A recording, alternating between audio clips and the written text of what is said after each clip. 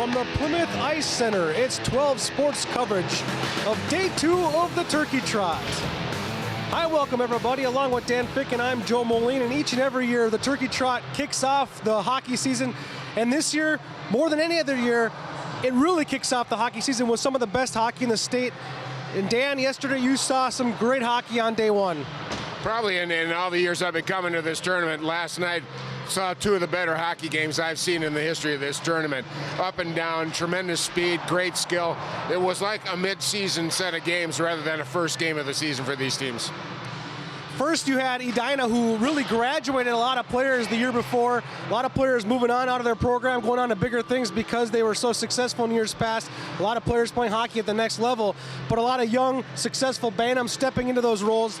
They stepped in and did their job against a Holy Family team that, let's just say it, they're young, they're up and coming, but a lot of people expect them to do big things as well. They really are. They've been building over the past 3 to 4 years. They got beat 11-0 last year by now. Not last night, boy. They had every chance to win that game and stayed right with them.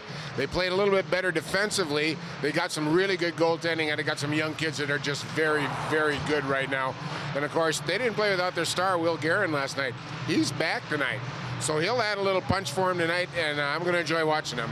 Holy Family lost last night 3-1 against Edina. And, of course, as he mentioned, Will Guerin back in the lineup tonight. He's a future Yukon Husky hockey player, Division I commit.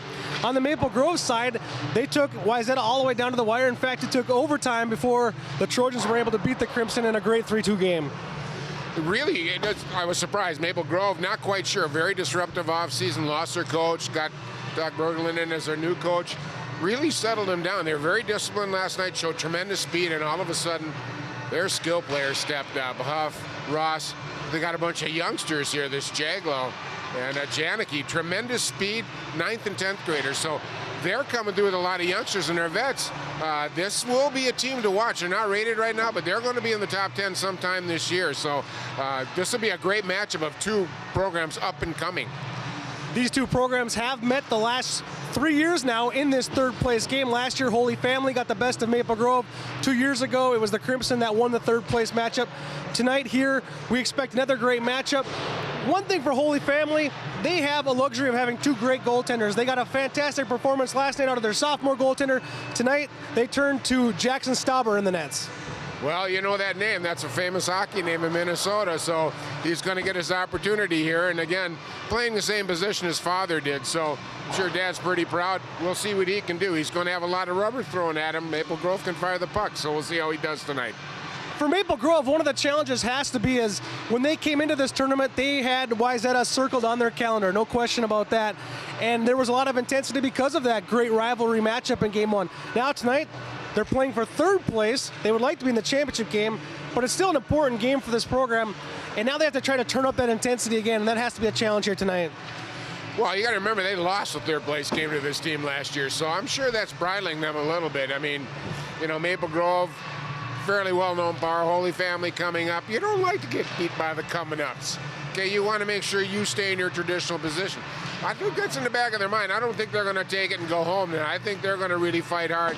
The back and forth game. We saw a lot of guts last night, Maple Grove. They got down 2-0 and they fought back. I was impressed with that. I expect the same tonight. It's Holy Family, it's Maple Grove, it's the 3rd place for the Turkey Trot on the line, with both teams trying to avoid starting 0-2. And we drop the puck next on Channel 12.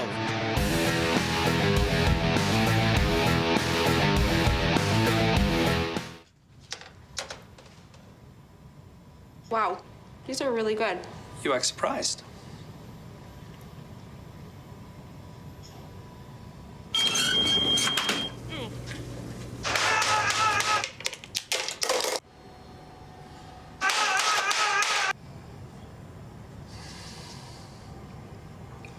Practice makes perfect. You don't have to be perfect to be a perfect parent. There are thousands of teens in foster care who don't need perfection. They need you.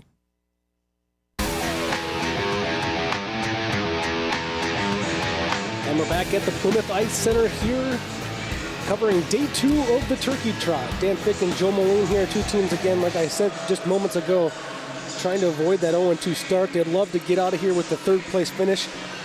And 2 coaches that are very excited about their team's play yesterday. I mean, they they didn't want to sugarcoat the loss, but they were happy with how their teams played. As you take a look at the head coach of Holy Family. Noel Round, head coach, 6th season, really is building. Every year they've gotten a little better. New people are coming in. His young kids right now, he's very excited about, which will continue this program moving forward now. So he's done a very good job at the Fire. We take a look at the Maple Grove coaching staff. Coach Todd Berglund in his first season, and of course kind of has been an assistant coach under 2 different head coaches at Maple Grove, and we expect good things from him and this Crimson team as well. He's been in the program for years, though, too. He had a number of these kids on his varsity team when they were young, when they were like mites and squirts. So he's been in this program a long time. Plus the Berglund pedigree out of Grand Rapids. You know, his brother did coach up at Grand Rapids, and so he was fun to talk to. He's excited about this Maple Grove team, and I like the way he's brought discipline back to that program. They played very well and never gave up last night. So I think that program's going to move up. I really do.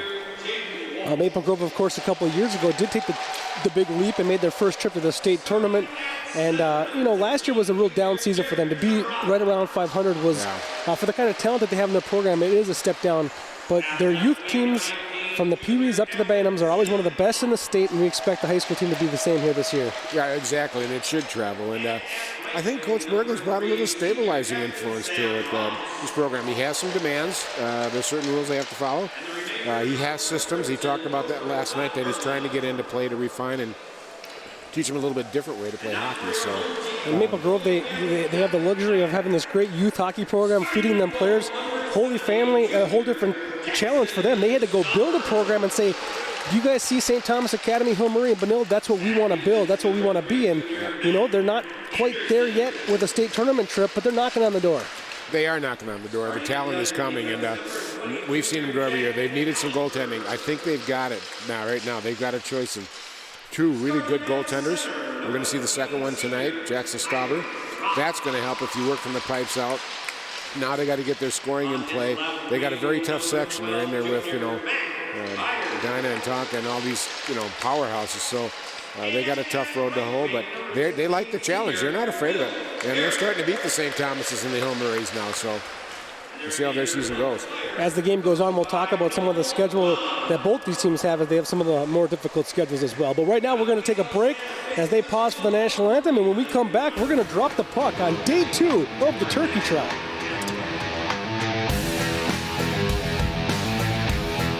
Channel 12 at home. Why not on the go? Channel 12 is online at 12.tv. Watch on your phone, on your tablet. Channel 12 is your local source wherever you go. Just log on to 12.tv. Check out our videos, subscribe to our YouTube channel, follow us on Twitter, like us on Facebook, and even watch live events via live stream. So don't wait. Stay up to date with Channel 12 and 12.tv, your local source. Don't look at me. Your hair's a bit frizzy today. Oh, you should pick that up. Oh, you're such a dork. Loser. Here, let me help you with that. Oops. Every day, kids witness bullying. Oh, look. Your crush is looking at you. Or you. They want to help, but don't know how. See, no one here's gonna help you, because no one Teach your likes you. kids how to be more than a bystander. Visit stopbullying.gov. My new mom and I have a lot in common. The great outside. We both love the outdoors. So shiny. That's not a flower. We both love geology. Oh, look. An igneous one. That's not a rock. And she knows a lot about wildlife. A labradoodle. That's not a dog. Hanging out has been kind of fun. You don't have to be perfect to be a perfect parent. Thousands of kids in foster care will take you just as you are. And the eating disorder.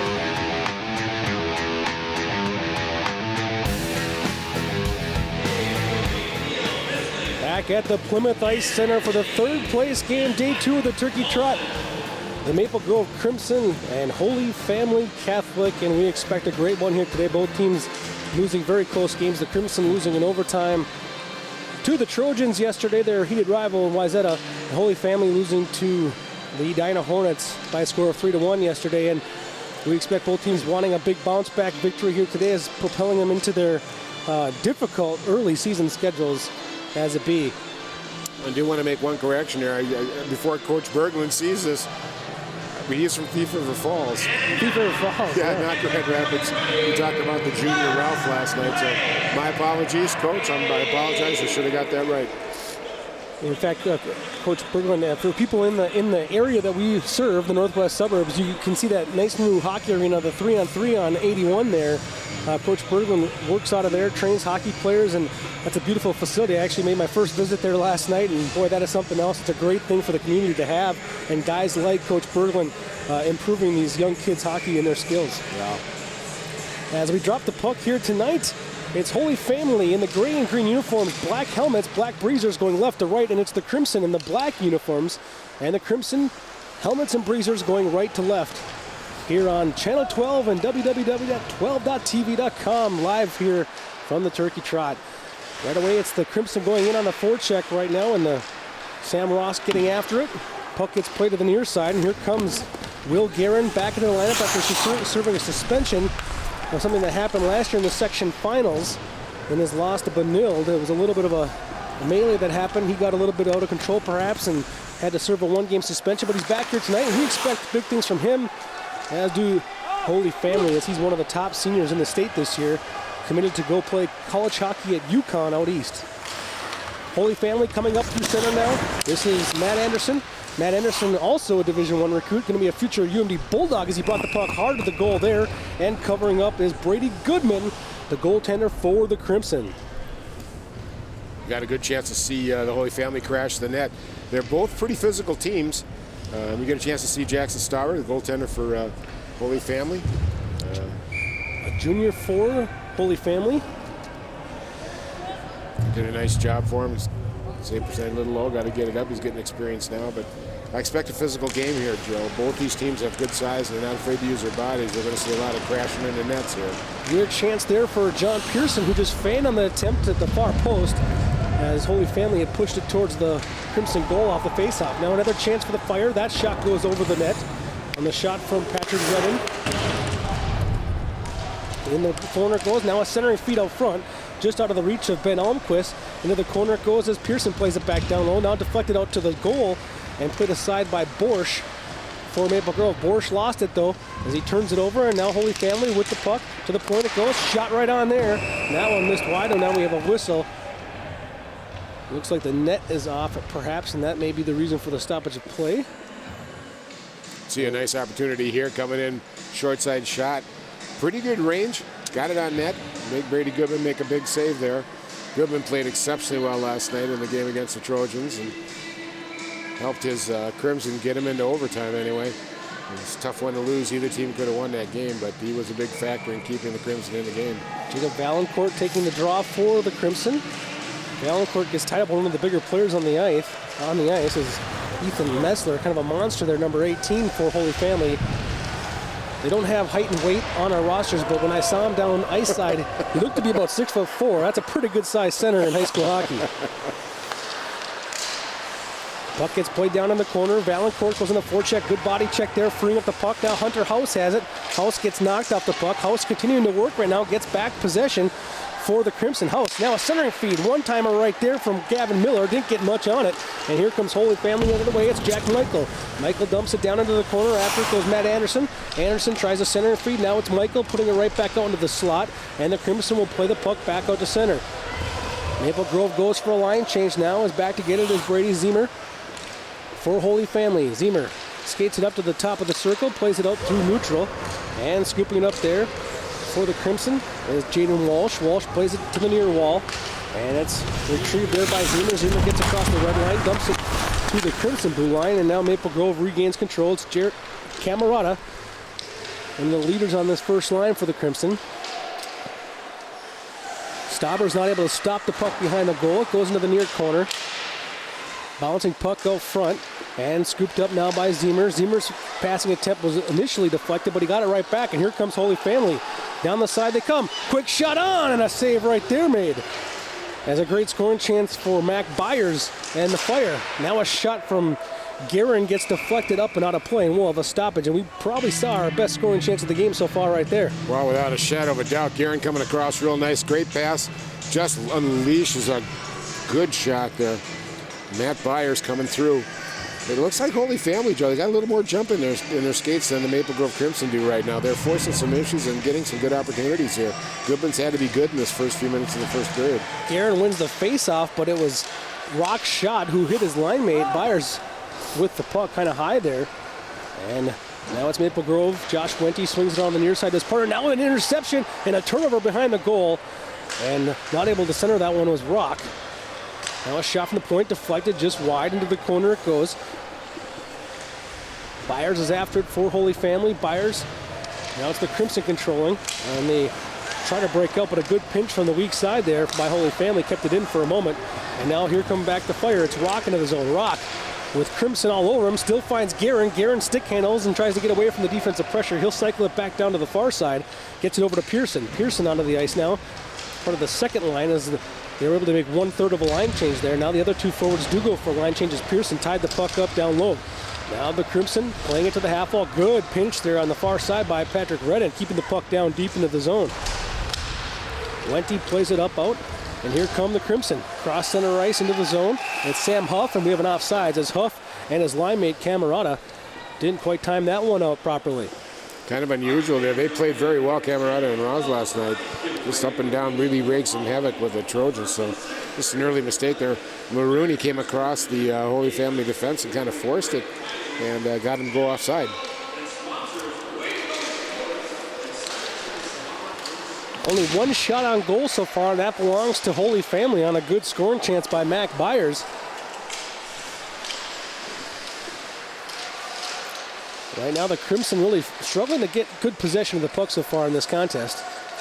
They've had some offensive zone pressure and some forechecking, but really not good control while they're in the zone. Now they turn it over at center, and Ben Almquist will fire it in for the Fire as they go on the forecheck. Jada Walsh back to get it.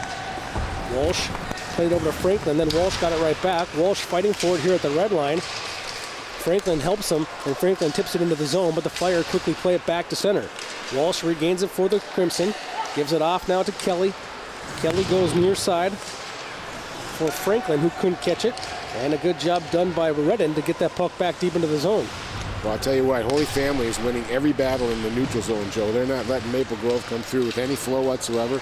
And the forecheck has been highly effective, keeping them stuck in their own defensive zone. Matthew Jaglow won a race for the puck there, but then lost it as he entered the zone. Jaglow and Justin Kelly on the ice now, as well as Trevor Janicki. Janicki, only a freshman for Maple Grove, but a freshman that has pretty big high aspirations. This is a real energy line last night for the Crimson. They really picked it up, a sophomore and a freshman on it, but they can fly, and they really disrupted some stuff for the Trojans. Janicki's a freshman from the Crimson, already committed to play hockey at Notre Dame. And here's a turnover and a chance for the Crimson, but he was unable to get the handle, and that was Janicki. Number 17, the player we just spoke of, just a freshman out there for the Crimson. Puck gets played out to center now. Janicki gets it right as they just barely get onside. Circles away from the defense, tries to center, but that's a turnover. And here comes Nick Mickle down the middle. Mickle leaves it there for his brother Jack. Jack fires it. This is wide, glove side. The other Mickle went after it, but tripped over the back of the goal. But no, did he trip over the back of the goal? He might have. Oh, we have another stoppage for the net being off, as he did trip over the net. And a stoppage of play with 10:49 to go in this scoreless first period. Still one shot registered by both squads. I think there were a little more, but it's been a good offensive surge by Holy Family here.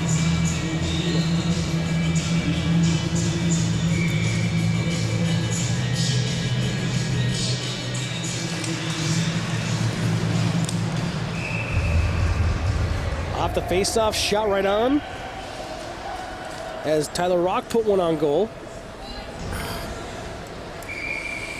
And the second shot of the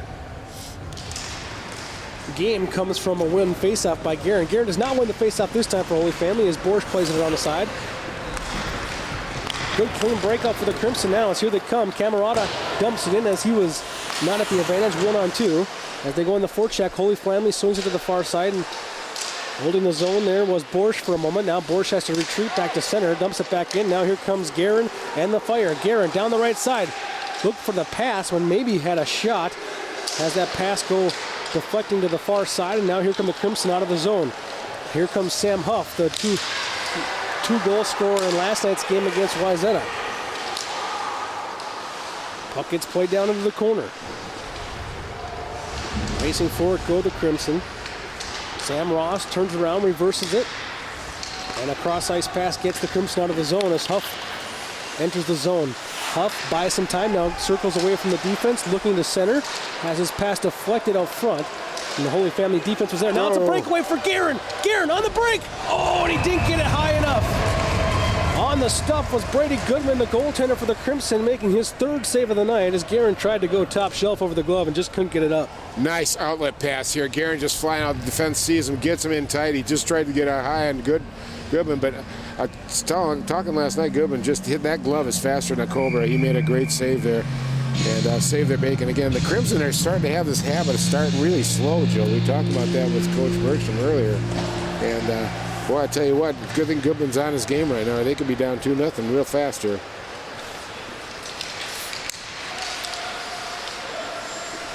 And the Crimson come back on the attack here. And is trying to get the puck into the zone was Jack Kelly. Eventually he did. Puck gets dumped into the zone there. Behind the goal it goes. Meaning it there was Zimmer. Zimmer played it to the far side there, and it's played out by James Maroney.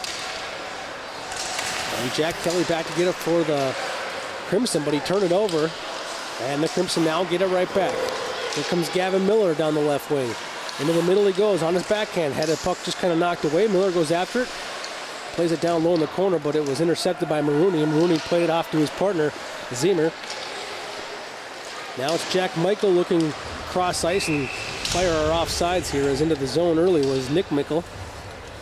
And that was a $200 after the whistle body check right there. Someone's dad just cringed in the stands as that's a very expensive stick. Oh my gosh. Coach Todd Berglund, the coach of the Crimson, you take a look at them, trying to figure out how they can generate some offense here. Still no shots in the first 8 minutes and 20 seconds into this one. Good body check on the near side of the rink here. Now Jack Kalenberg, one of the bigger, more physical defensemen for Holy Family. And Tyler Rock.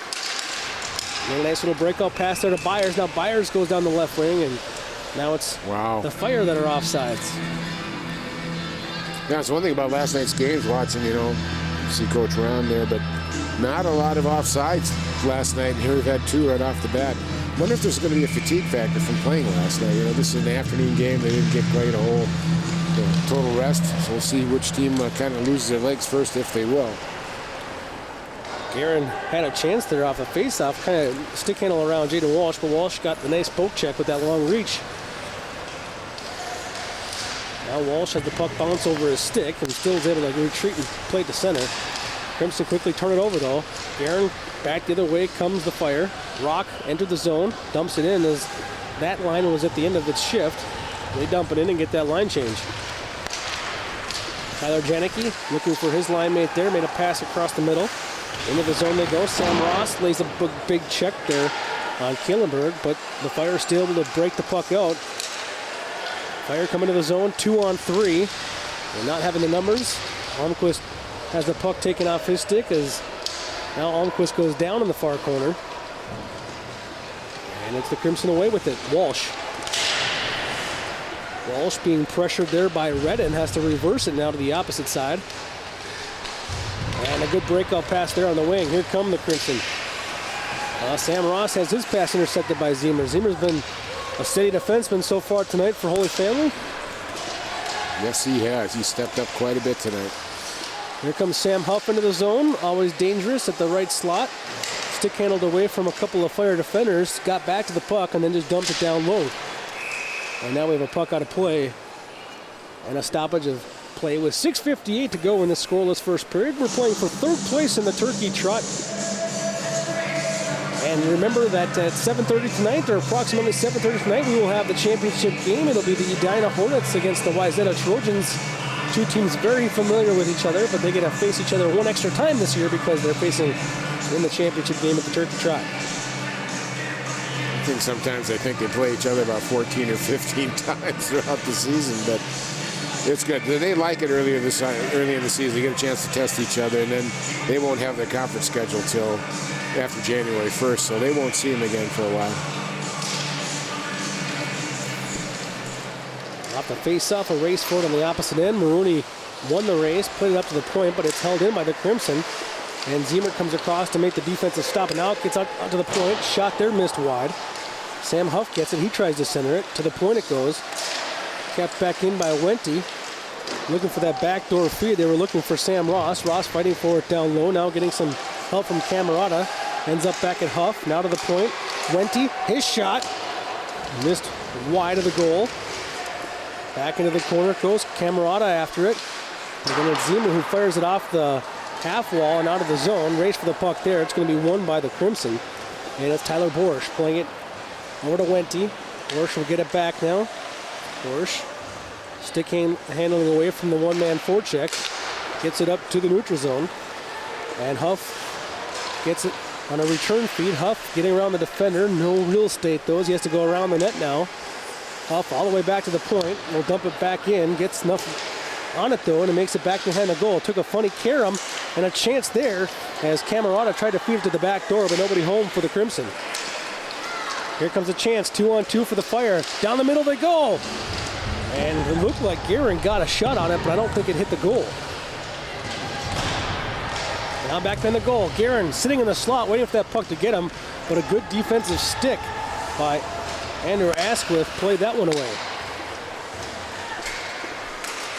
Here comes Rock, centering it, looking for Guerin. That goes off his stick, but it goes right back to the point now. Shot on, that just got tipped wide by Rock.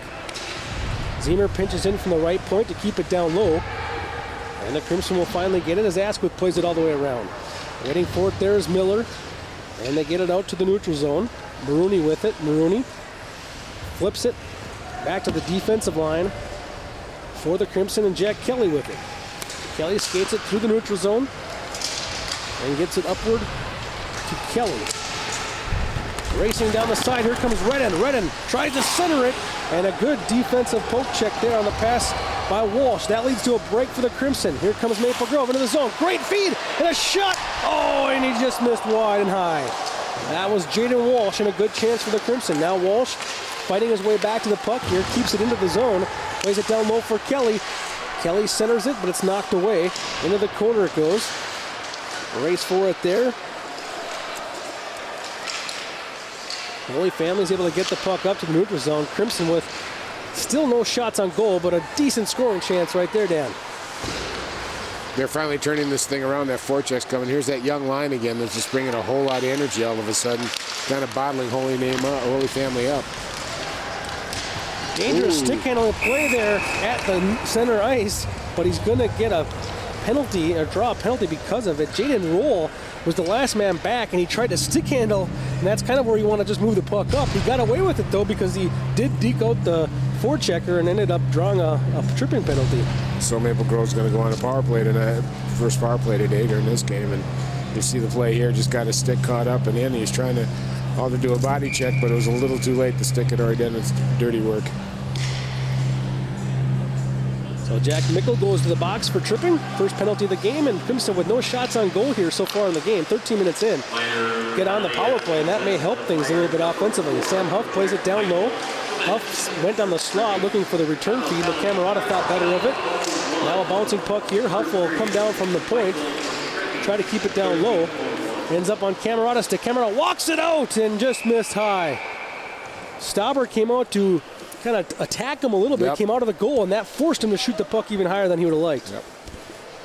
It's a tough shot from bad angle, even though his stick was on the inside there, coming in from the center, but there's not very many holes there to look at when you watch.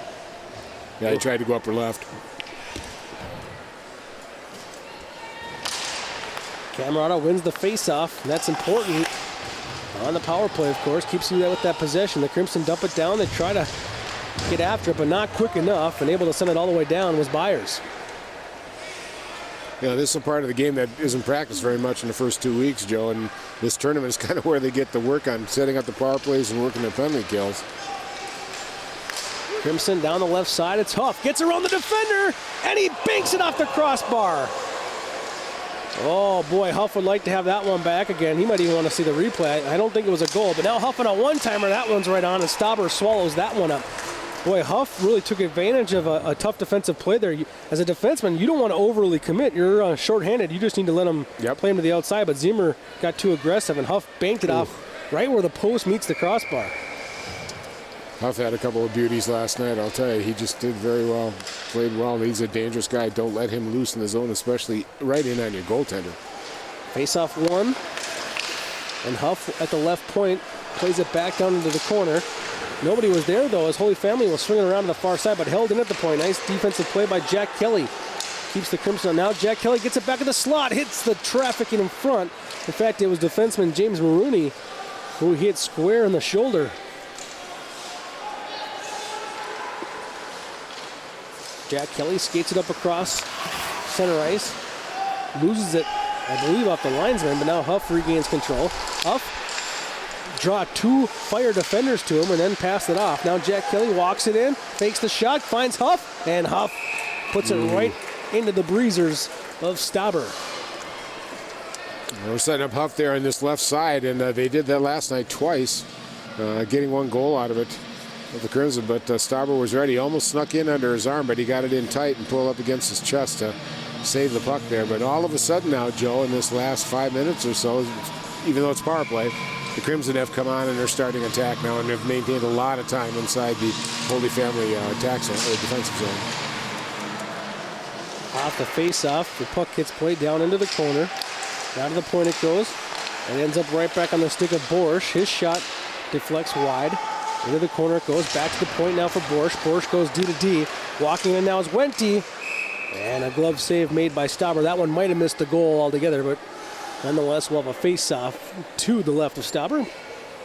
The important part is he made a stop, and it gives him a chance to change out some players on the penalty kill. 1 second remaining there in the Maple Grove power play. Maple Grove, if nothing else, was able to get some shots on goal. 2 of them, in fact, in that power play. Fire now at full strength. Under 2 minutes to go in this scoreless first period. Another stoppage of play on that deflection. First night jitters out of the way. I think that, what we're seeing tonight is maybe what you would expect, actually, with there was so much excitement and anticipation for last night's games. These guys have to work their way into it a little bit here.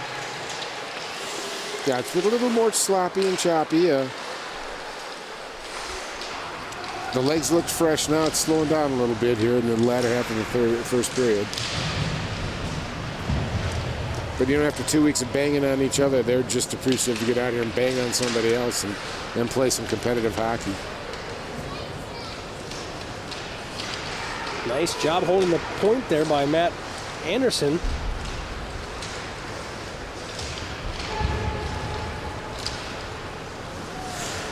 That's the Crimson getting the puck to the red line. And now they'll regroup here. Nice little poke check there at center ice by Byers, and really gave him a chance. Nice move by Jack Kelly. He came down, wriggled his way down, and put a good shot on goal there. And Stauber again showing strong glove side as he holds on for that one. One of the big differences between last night and tonight, I'm seeing a lot more rubber being put on net. They aren't overlooking the shot to maybe make a pass. They're just starting to fire the puck on the net.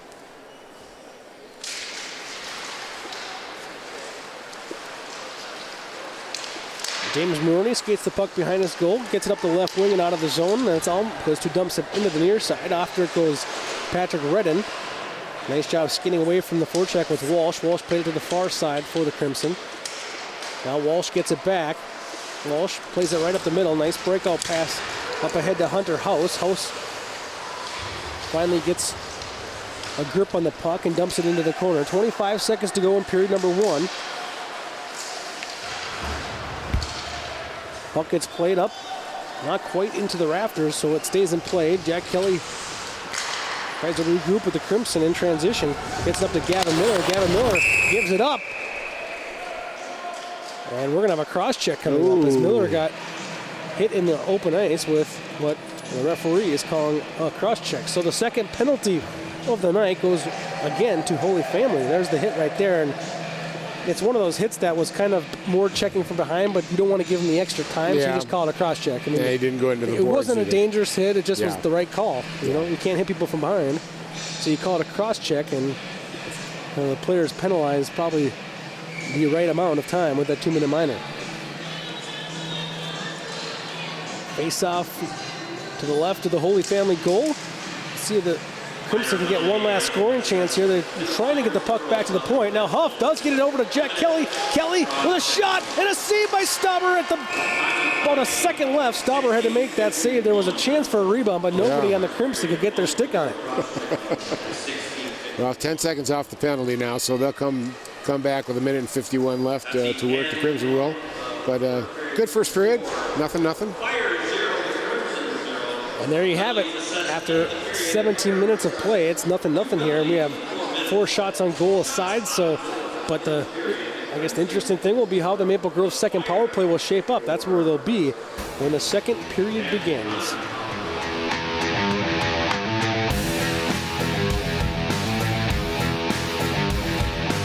An eating disorder feels like having another person inside your head. It kind of built this wall around me. The main thing that we needed was hope. Your age, your gender, your ethnicity. Eating disorders don't discriminate.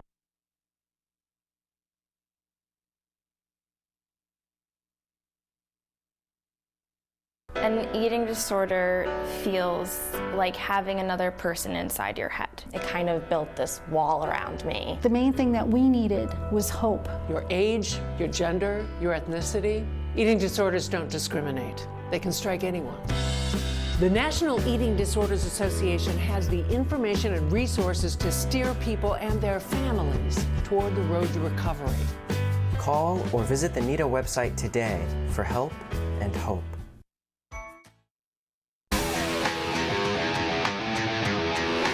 Back here at the end of one period, we're tied up 0-0, and Jake Wilcox is standing by with the head coach of Holy Family. Noel, your team controlled much of that first period, it felt like, and they got a little bit at the end, but how did you feel about that first 17 minutes for the Fire? I think you're right. The first half was good. We got into some penalty problems. They got a good power play. They move it around really quick. We got a little bit confused on some things, so we got to fix that here after the first period. But a good up and down game. Like I said, it started out well, but we got into some penalty problems, so we got to stay out of the box.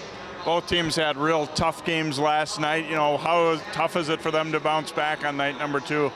Well, that first period I think is probably the toughest. I think you'll probably see some better hockey here the second and third period. But, you know, coming off 2 exhausting games, I know they went to overtime. We had a tough game with Edina. But I see this game starting to pick up a little bit here in the second, third period once these kids got some legs under them here. Even though it was a loss last night, did you feel like your kids gained some confidence from really going toe-to-toe with a great team like Edina? Yeah, big time. Like I said, we've always had kind of problems with Edina. We've done fairly well with the other AA teams. So last night, it's a loss. I know kids hate to lose, but that was a good confidence builder that, you know, we're right there ready at the beginning of the season. And if we keep getting better and do the things that we need to do, we should be fine this year. I thought you got a great goaltending performance last night. You have another good one tonight. Is that a nice situation to have? It's a really nice situation to have. Jared played awesome last night. Jackson is a kid that played a little bit of JV, a little bit of RC for us. So those 2 guys are going to go neck to neck, and it's going to be fun seeing it play out. But it's definitely a nice problem to have. All right, good luck the rest of the way here. All right, thanks, sir. Noel Ron, the head coach for Holy Family, as they're battling Maple Grove for 3rd place here in the Channel 12 Turkey Trot Tournament. We'll be back to Plymouth Ice Center with more of our coverage here in just a moment.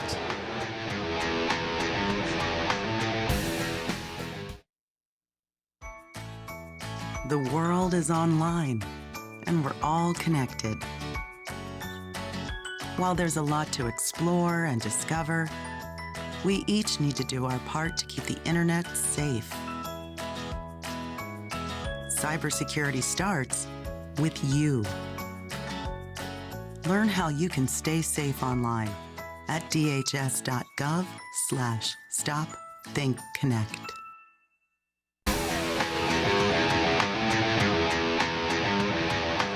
Welcome back here to Plymouth Ice Center. Maple Grove taking on Holy Family in our third place game of the Channel 12 Turkey Trot Tournament. And this guy next to me getting a chance to play big brother and fan tonight. Taylor Camerata from the University of Minnesota, watching your brother out here play for Maple Grove. You know, how is it to be in the stands? Is it a little nerve-wracking to be watching? Yeah, you know, obviously he's came to almost all of my games my entire life, so it's kind of nice to get to watch him play once in a while too. What do you think about the way he's playing and the way his team's playing out here this weekend?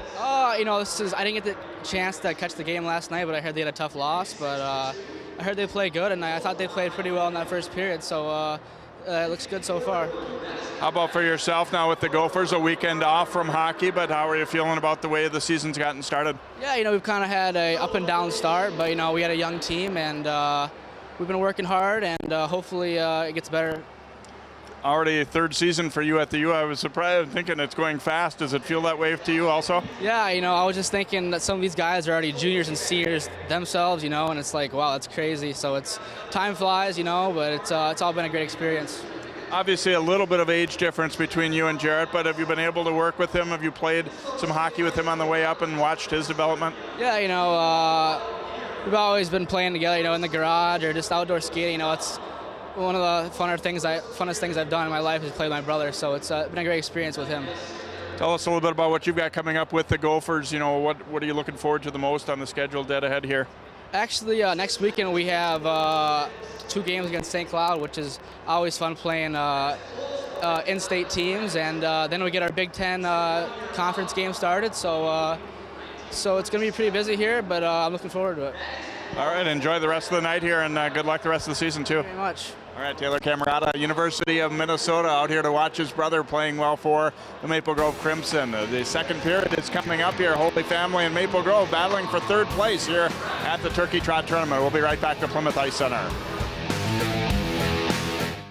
So, I got this new family, and I don't know what it is about this one, but she can't seem to put down that toy all day long.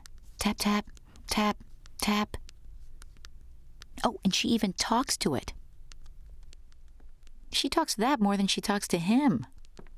What's up, bro? Nice shirt. Who's she talking to? Her mom? She talks to her mom a lot. Sharing your passion starts with taking that first step. Take Will, for example. His first step was taking free TV classes at Northwest Community Television. He's learning production skills and now has access to cutting-edge equipment. He's working on local music productions, meeting new people, and gaining experience needed to produce his own show. Best of all, he's sharing his passion for music with others in his community. Share your passion. Visit nwct.org.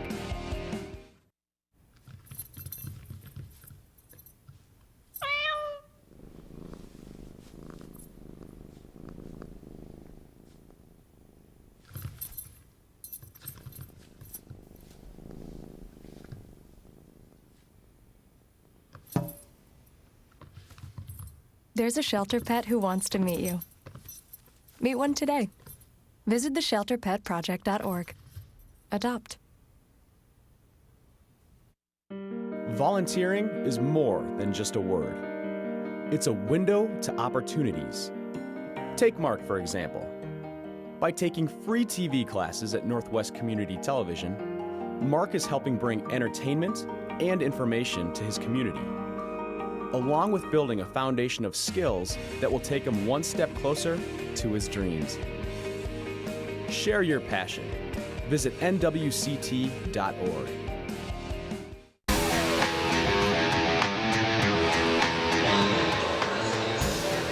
Back at the Plymouth Ice Center.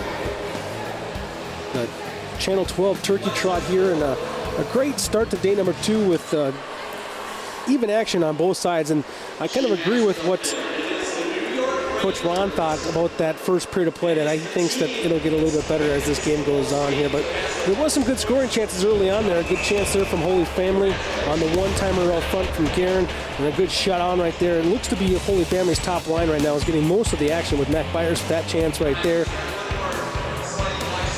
On the face-off, they generated a good scoring chance as well. as Tyler Rock again on that first line for Holy Family gets a scoring chance. And then this breakaway chance again, same thing again, top line, a breakout headman pass again, but he gets shut down on the breakaway attempt. Fantastic goaltending in that first period for Maple Grove. You know, they got him down for 4 shots on goal and 4 saves, but it seems like when you watch this highlight package, he had a busier period than that. Well, ran into a little issue last night where the shots were a little off. A little off. All right. So here comes the Maple Grove in the second period. As the period went on, they had a couple of chances here, but they tended to have trouble hitting the net a little bit more. As firing one right there was Jaden Walsh. Chance here from Camerata. We just heard from his older brother. Camerata had that one, and another one that he probably wants back because he had a little bit of an angle there. And a great scoring chance here for Sam Huff. Huff was looking for his 3rd goal of the tournament, but banged that one off the crossbar, and that's where we stand. 4 shots on goal apiece officially, 2 scoring chances apiece. And you see Holy Family, the one team that takes some penalties in that first period. Maple Grove 0 for 1 on the power play, but it should be noted that they have 1:51 to go in the power play when we begin period number 2. We'll be right back for more hockey action here at the Plymouth Ice Center and the Channel 12 Turkey Trot.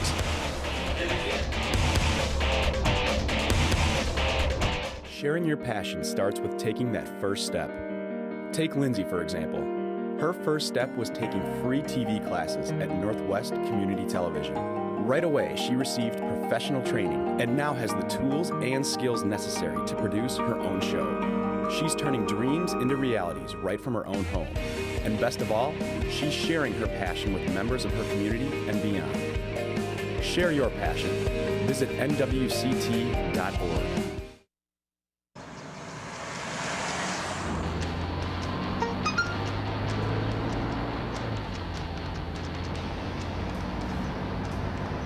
The average text takes your eyes off the road for nearly 5 seconds.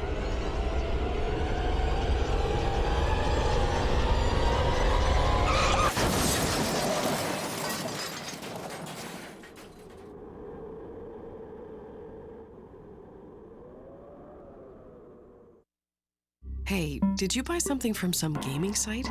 What do you mean? Yeah, look, there's a bunch of different charges on here. Do you think someone stole our credit card information? I don't know. That site sounds familiar, though. Yeah, isn't that the site that Billy's on all the time? You don't think. Billy! Stop and think before you connect. Playing online is serious business. Visit dhs.gov/stopthinkconnect for tips on how to be safe online.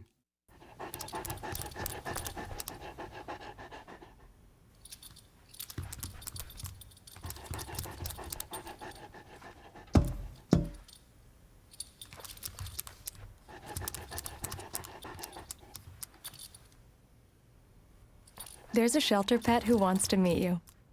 Meet one today. Visit theshelterpetproject.org. Adopt. All right, give me a spot. You know my motto, safety first. They could be dangerous. I think we should call animal control. Animal control? To be safe. Don't worry. Just... I got this. It's a new motto. You don't have to be perfect to be a perfect parent. There are thousands of teens in foster care who don't need perfection. They need you. Pretty much a good day for me would be people leaving their hands off of me.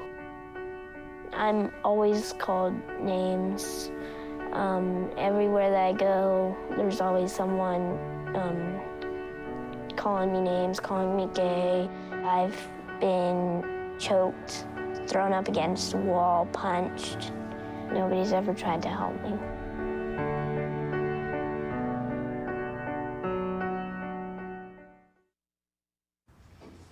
Hey, going out like that? Yeah, why? Well, what would the neighbors think? I see you! Come look at Mr. Feather. Look what I have. Mr. Bird, remember? Bark, bark, bark. We're just playing. We're just playing on trying to get you out of here. Even still. You don't have to be perfect to be a perfect parent. There are thousands of teens in foster care who don't need perfection. They need you.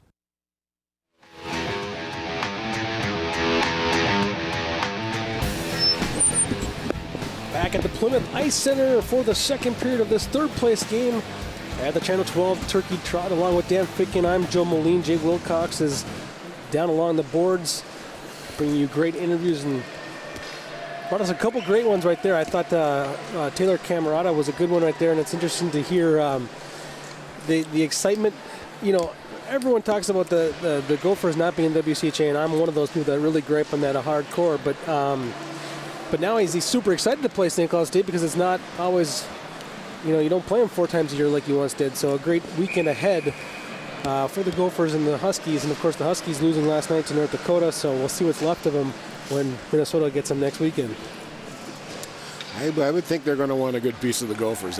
These in-state schools, if they put a good rivalry on, and they're going to have that cup competition, too, there, I think, over Christmas. Yeah, Taylor Camerata, of course, brother of the younger Crimson player, but of course Taylor played his high school hockey at Wayzata, had a fantastic career there, and this ice arena is the home of the Trojans, and they will be the team that we see in the championship game here at 7:30 this evening against the Edina Hornets. We're getting a great matchup there, and we'll see if Coach Ron's predictions are that the play will pick up here a little bit. As we begin the second period, the Crimson are on the power play, 1:45 to go in the power play as they come through center here, and Jack Kelly will dump it in. Waiting for it there is Jaden Walsh. Walsh plays it back to Jack Kelly at the point. Kelly skates it to the middle, gives it to Huff, then gets it right back. Kelly being pressured, but keeps calm, gives it off to Huff. Now a shot from Walsh there from the point. That hits some traffic in front. A centering feed looking for Sam Ross out in front, missed. And now Walsh gets in some trouble on the near wall here and gives it up. Here comes the Fire. Will Guerin, shorthanded down the left slot, tried to center it, and the Crimson were back to stop and negate that rush. Now the puck gets played to the point, walking in. Oh, and that one went off the stick of Matt Anderson out of play as Sam Huff felt like he had a power play goal on a stick. Oh boy. Sam Huff, boy, I tell you what, being the trailer coming in last, I said keep your eye for 19. He's been their scorer this weekend. 2 goals last night and get a golden opportunity again here in the second period. He had a good one in the first 2. Can't let him do it. He'll cash in on one of them here sooner or later. Off the face-off, Crimson hold the puck at the point. Right to the near side, a shot right on there, and that goes off the left shoulder of the goaltender Stauber as he makes a big save on the power play. Jaden Walsh is the one teeing up from the right slot. That one by Jack Kelly made it through, and Stauber had to make a save and be in the right position. There was a pretty good rebound there, but nobody there for the Crimson, and the Fire were able to clear it down. But here come the Crimson back. Huff off to Jack Kelly. Jack Kelly across the blue line into the middle he goes. Circling away from the Fire. Gives it near side to Walsh. Walsh gives it back to Jack Kelly. Jack Kelly throws a snapshot on the ice, gets deflected in front, and Brady Zemer was able to grab it and send it the length of the ice. Now here come the Crimson. The weird line change in the second period is going to give him a chance, and Huff just missed by inches. Huff was keying in on that low blocker side and just misfired. Walsh misfires as he tries to give it out to Jack Kelly. Now Walsh and Kelly have been on the ice for over 2 minutes. Let's see if that costs him here as Walsh can't get the puck out. Banks it right off his own teammate Justin Kelly. Now a fight for it on the near side. Jack Michael gives it over to Nick Mickle. Mickle plays it back down low. Now it's Zemer pinching in from the point. He'll skate back out to the point. Gives it off to Matt Anderson. Matt Anderson's shot, blocker save, and that one goes up and out of play. And a great job by the goaltender there, needing that whistle, deflecting that one out of play. Good heads-up play by Brady Goodman there. Almost got set up a great opportunity there. Just missing the net. Oh, was that Huff again? Boy, that puck sure seems to find him, doesn't it? Goodman's going to talk to Huff about hitting the net because he wanted the assist right there. Yeah. That was one heck of a play to get that puck up the ice in a hurry. So 0 for 2 in the power play now. The Crimson stand as the Fire are able to successfully kill that one off, and they'd like to stay out of the box now because Maple Grove's power play seemed to be kind of starting to click there at the end of it. Now it's Nick Mickle centering it right there. Not able to get the handle was Messler. And the Crimson are going to bank it off the boards. Mickle dumped it right back in, but it was offsides, and now offsides at the other end are the Crimson, as Justin Kelly was just in over the line without the puck. So 14:09 to go in the second period, 0-0, Crimson and Fire here on 12 Sports. Well, the Crimson with a good opportunity early on in the period with a power play. Couldn't quite cash it in, and the minute it was over, Holy Family started reasserting itself and started attacking in the Maple Grove defensive zone. So a good comeback by the Fire here to answer that power play. And this being a big sporting event, annual event for Channel 12 here, we do have all hands on deck, and our social media people are involved. So if you have any comments and want to talk about the hockey action you're watching this weekend, it's hashtag Turkey Trot. As the puck gets played back into the Crimson zone, they'll swing it around to the near side, pinching in and keeping it in there is James Maroney. Nice play, as Maroney is a guy who played forward last year for the Fire, moved back to defense now this year, and they like the fact that they have such a good skating defenseman back there. Only a sophomore, but they think this is maybe their next kid to really jump on the radar of college recruiters. Well, he stepped up last night, was a real force against the Hornets. He really stood out, and against a team like that, yeah. Maple Grove plays the puck up through center, and back to get it now is Mark Richter. Richter will swing it around to the near side, but nobody there for the Fire. Instead, it's the Crimson with a chance here. Huff on the left side didn't like where he had the puck at, so he kind of circled away from the defense. Now gets it to the middle, and he banks another one off the post. Boy, Huff just inches away from his third goal of the tournament and the chance of giving the Crimson a 1-0 lead. Great move here. Watch this. Comes through, tries to split these guys. We're just giving up the puck for a minute. Comes back. You think he likes shooting on the left side there, Joe? What do you think? Well, he's scary. You keep giving him this many opportunities, he's going to pop one sooner or later. He got two last night. Well, they talked about that was the guy they needed to watch and get a body on here tonight, and they so far have struggled to do that. But that's always easier said than done with those shifty players, you know. It's easy for us to sit up here and say, why don't they go check them, right? The footwork by some of these players is quite amazing. Huff got the puck knocked off the stick there, but Sam Ross was right there waiting for it. Now Huff tries to center it out front. It deflects, but ends up on the stick of Jack Kelly, who tees one up, and Stauber saw it all the way right into his mitt. That was zone for the right side, though.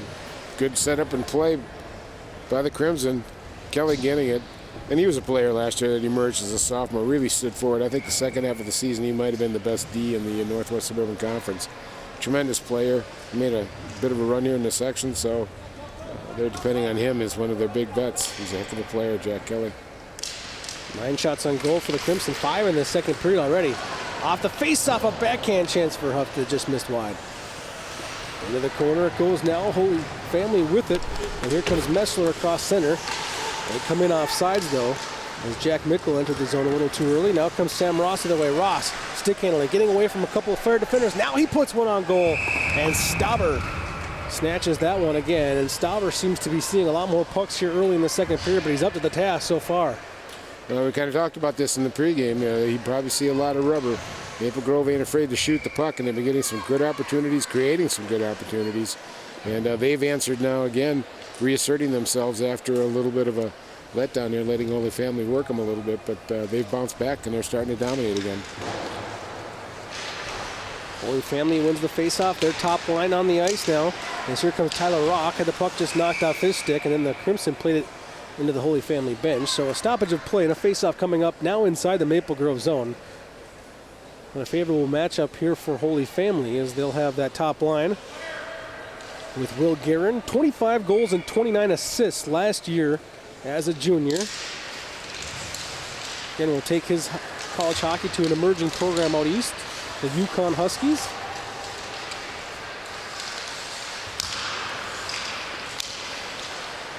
Holy Family dumps it back into the zone. Catching that one. Getting it back out was Kelly, but now here comes Holy Family right back in on the attack. A 4-on-2. Little mini 4-on-2. Puck goes to the slot there. Untouched by any Fire players. Guerin retrieved it. Now he tries to get through a 1-on-2. He gets taken down. And the Fire might be wondering where their power play opportunity is. Now it's Kelly skating the puck out of trouble. Kelly got it all the way to the line, but poked right back in. Now it's Walsh who tries to clean it up, plays it out through neutral, up to Jaglo. Jaglo racing down the right side. He gets erased from the puck. Nice defensive play there by Maroney, and Maroney plays it around to the other side, and the Fire are able to break it out. Walsh gets the puck, pokes it to center, and Sam Johnson plays it forward. Down the right side comes Janicki. Janicki gets taken off the puck on a good check again by Maroney.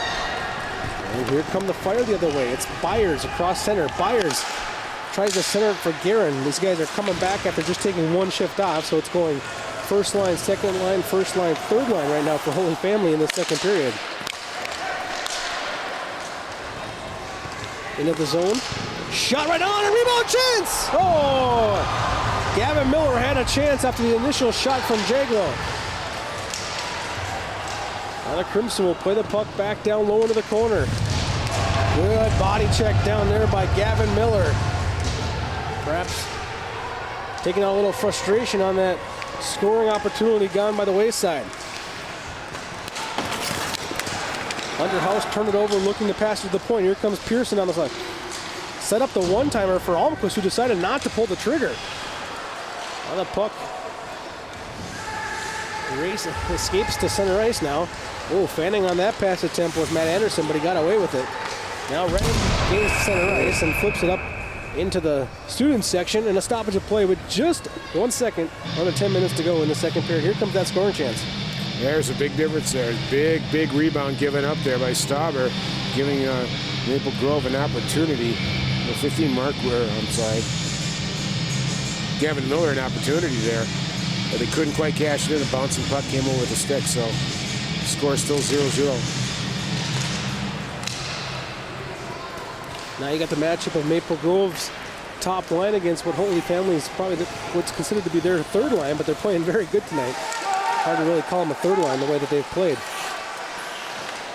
Messler goes after it into the corner. It's the Messler-Mickle line, and now Messler with a chance on the rebound. A second chance now. Backhands one towards the goal, and Goodman makes another stop. Fight for it now in the corner. Jack Mickle retreats it, gets it to the point, hits traffic in front, and eventually getting control of it. This Maple Grove's Jaden Roll got it out. Sam Ross, he tried to center it. That gets deflected. Stauber comes out of his goal to glove that one and stop play with 9:14 to go in the second period. See an opportunity here, just good hard checking back and forth, but comes to the front of the net, and then two opportunities here for the big 6'4". By gosh, got his on his stick twice and got an opportunity, but couldn't put it in. Good aggressive attacking by Brady Goodman there in front.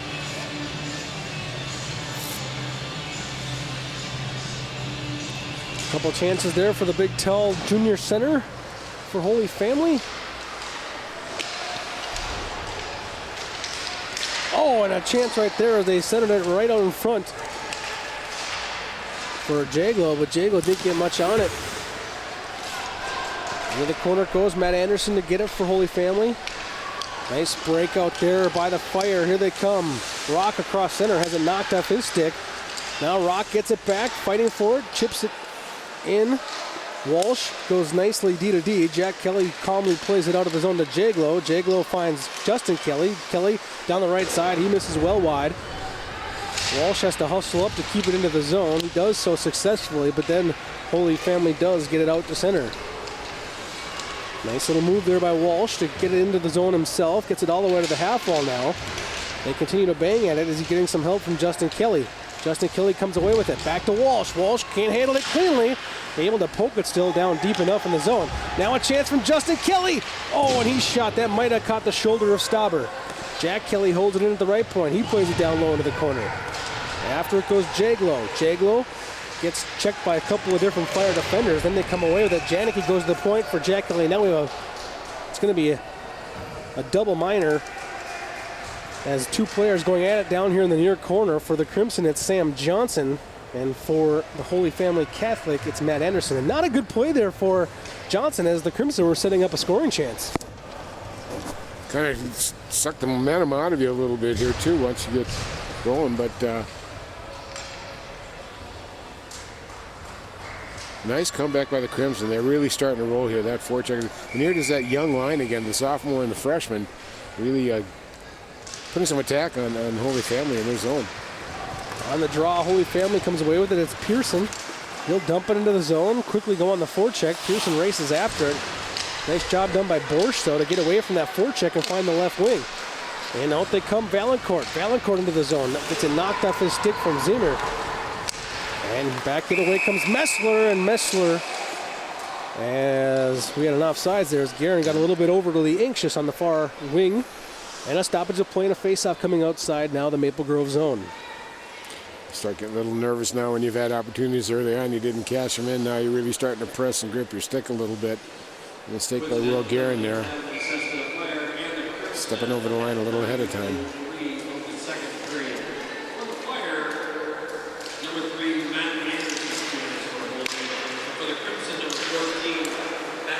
Zimmer sends that one in on goal. It's played by the glove of Goodman. Didn't snatch it cleanly. It ends up in the corner, but Maple Grove able to get it out.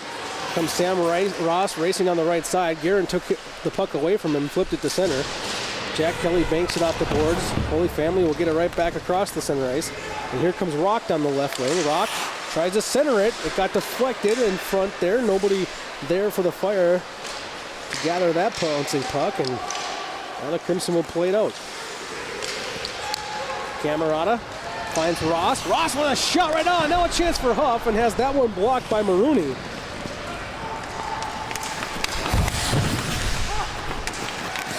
Huff gives it off to Ross. Ross will come back into the zone. Ross from the left dot puts it right into the midsection of Stauber. And Stauber will hang on for a face-off inside his zone. Well, just some good opportunities here. Ross just getting some just great shots. And, you know, it's funny now. And oh, yeah, guess who that's coming to?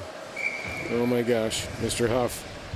You know, Stauber, when they get it into the midsection stuff, he holds it. When it goes to his leg pads, he's giving up some rebounds. If the far side wing, weak side wing, can come in and get a stick on the ice, there might be a good opportunity to put one of those rebounds in. That's a good point. He seems to be very strong gloved, like you said. But the leg saves have been maybe giving out those juicier rebounds here this evening. And you see on the opposite end, Brady Goodman hasn't had nearly as many shots. That's only the 7th of the night he just faced. But a couple of those ones, you can see he likes just directing that blocker save up into the stands. And back in the day, they used to teach you to kind of try to get your glove hand over there and kind of trap it on your blocker. Now it looks like the new teaching method is just to block it and block it right out of play. It's the same thing as a frozen puck.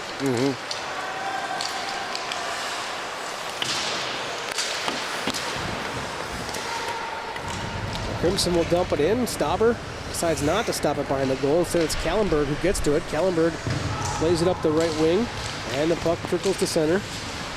Kallenberg gets it back now for Holy Family. His defensive partner option was taken away, so he goes up the left wing, and it's deflected forward. Here comes Holy Family. Almquist into the zone, one-on-one. Good defensive play there by Borstow, denying that effort.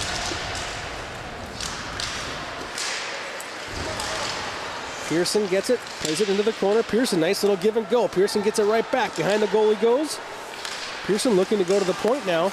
It's Simon, and he puts one not very dangerously towards the net there, and it's gloved by Goodman, who hangs on for a face-off. Well, let me find out about Brady Goodman. If he can see it, he'll stop it one way or the other. And there was nobody standing in front, nobody agitating him at all, and you know, something that they might want to start considering. They need to get somebody in front of that net and start agitating him a little bit. Goodman played in 13 games last year at a 2.88 goals against average and saved 90.4% of the shots he faced.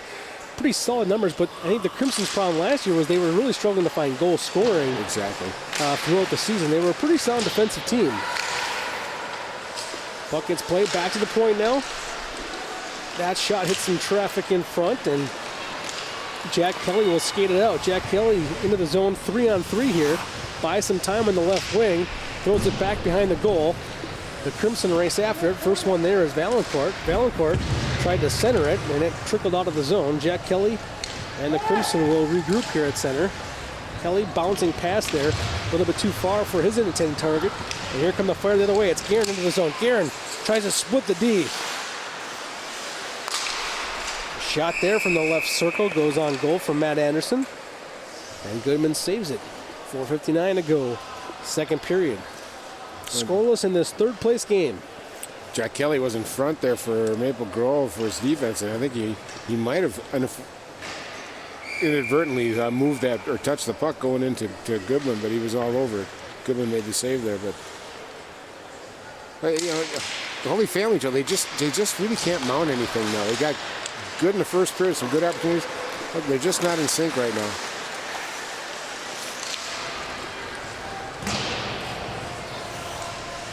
Tevin Nygaard dumps that one into the zone. We haven't seen much of Nygaard. He's playing in a 6th defenseman role here for the Crimson. Dumps it back into the corner. On the forecheck is Sam Ross. Ross trying to dig this puck free. He's getting some help now down low.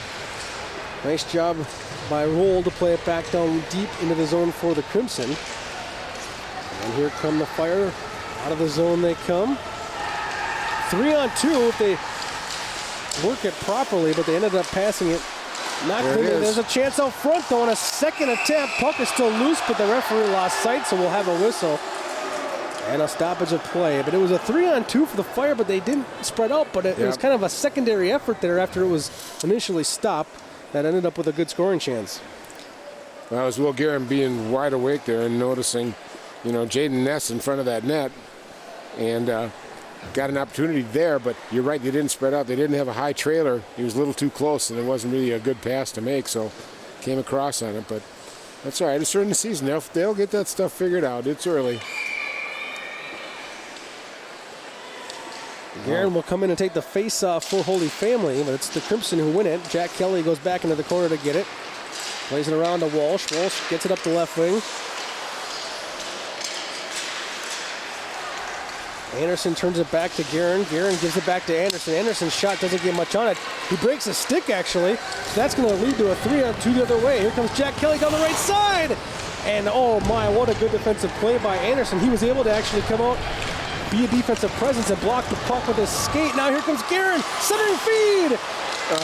A second chance there from Patrick Redden, who followed up the play. There was an initial chance from Rock. Rock got a backhander on it from a tough angle, and then Redden got the rebound opportunity. Great pass by Guerin. I'm not sure Rock was ready for it. It kind of surprised him, I think, and on that backhand, he just couldn't get any mustard on it to get it up in the air, but they're a good play. That line was out there for at least a 2-shift, normally a 2-shift. All the shots have started to even out a little bit as Holy Family has got the last few shots on goal. Here come the Crimson, they're all through center. Tyler Borsch down the left side. Nice little stick handling there from Janicki, but he turned it over as he was looking to go to the weak side defenseman. Now the Crimson will play it out to the red line. Held there at the block line. And we do have a stoppage of play. It's going to be a hand pass on the Crimson. So inside the zone face-off now. Face-off coming up now inside the Crimson zone. Left of the goaltender Brady Goodman.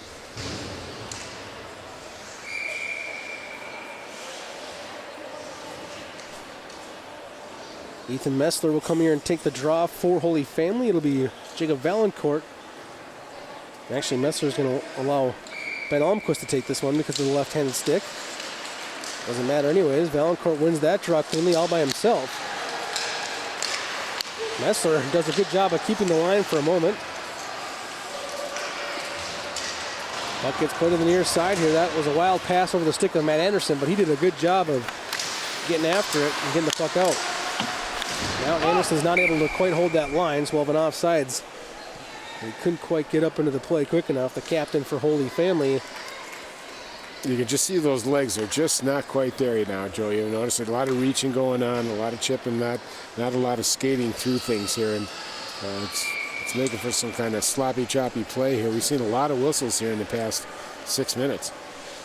And sometimes I think, you know, sometimes what looks like choppy and not very clean play is sometimes just the result of pretty good defense. And it seems to me too that these guys have very active sticks. I mean, they're just getting their sticks on everything right now. Yeah. Guerin gets the puck in the near corner, takes it back behind the goal, trying to fend off two defenders. Ties the puck now up along the boards. A good battle ensuing with he and Walsh actually comes away with the puck, but then turns it over! And a shot right on there from Jack Mickle missed wide. Now behind the goal it goes. After it goes Walsh, who plays it up the left wing. Here comes a chance now into the zone. Nice little drop pass. And a chance for Camerata, but he couldn't get anything on it. And then Holy Family just missed a breakaway pass to Will Guerin.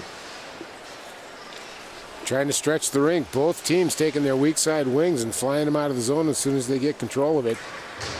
We'll see if you can get an opportunity. We saw Holy Family scoring a breakaway yesterday in the third period on the same kind of play.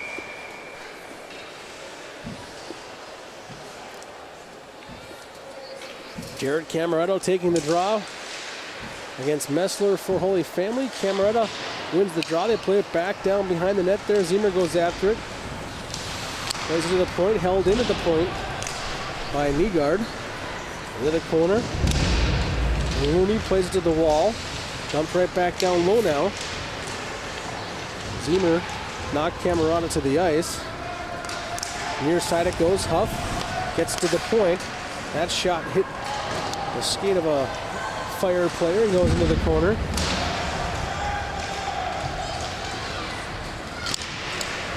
Bouncing puck at center ice. It's going to end up on the stick here. Byers, who gets a shot right off of Messler. And Messler had a golden opportunity to give Holy Family the lead. Now here comes the Crimson the other way. That pass into the skates of Camerata. Camerata catches up to it. Nice little pass to the point. Shot right on. Glove save. The rebound was there. Stauber didn't field it cleanly. And now they look for the breakaway pass there as they look for Tyler Rock, but it was too much. Now Rock takes it away from the goaltender, Goodman. Center feet. Oh, it goes through the crease, but not in. Now a deflection out front after it goes Garrett. Now a shot right on by Garrett. And a second attempt by Redden. Oh, Guerin fed Rock with a great one. Now Rock gets it right back. Into the zone he goes. Rock gets behind the tired Maple Grove defense. There they go. And they score. It's Patrick Redden.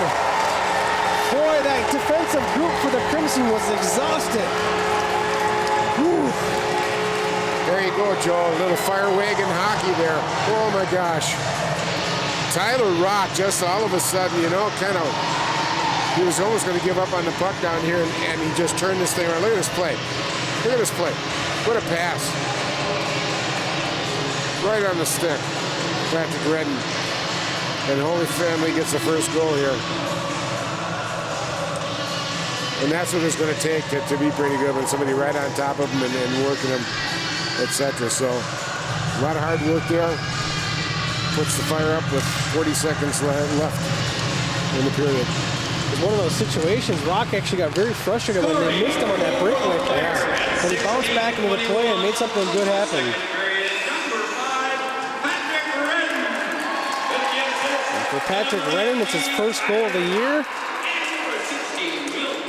Redden, the junior, had 5 goals, 14 assists a year ago. Let's take a look at that feed one more time. That's just a beautiful pass across the slot there. And again, I can't reiterate enough, that defensive pair for Maple Grove had been on the ice for almost 2 minutes. They were just beat. Yeah. Shot from the point there, deflects wide. Holy Family seeing if they continue to put some late second period pressure on the Crimson. Under 15 seconds to go now. Messler getting away from the defense. Good body contact there by Walsh to erase him from the puck. Now House hammers it off the boards and out. Icing's waved off, and that'll just pretty much end the second period as everyone has to take a deep breath here. But what kind of was a hockey game that was kind of just putting along here in the second period. You said a lot of whistles. You nailed it. It got exciting there at the end with some big individual efforts. Yeah, just somebody, you know, Rock giving up on the play. Then he said, no, I'm not going to give up the play, and he went after it. And all of a sudden, he created a total barrage that resulted in a goal. You know, let it be a lesson to you. If you see that on film, I'm sure the coach is going to point that out to him. So good way to finish the period. Not so good for Maple Grove. They've worked very hard. The last minute of the period, they get scored on. So we'll see how they handle that when they come back out for the third period. We'll take a quick break, and we'll be right back for more high school hockey here at the Plymouth Ice Center on the Turkey Trot third place game.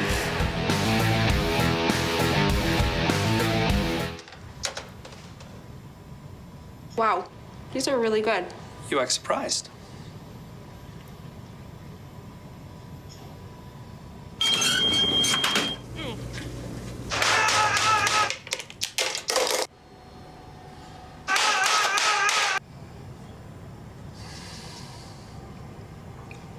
Practice makes perfect.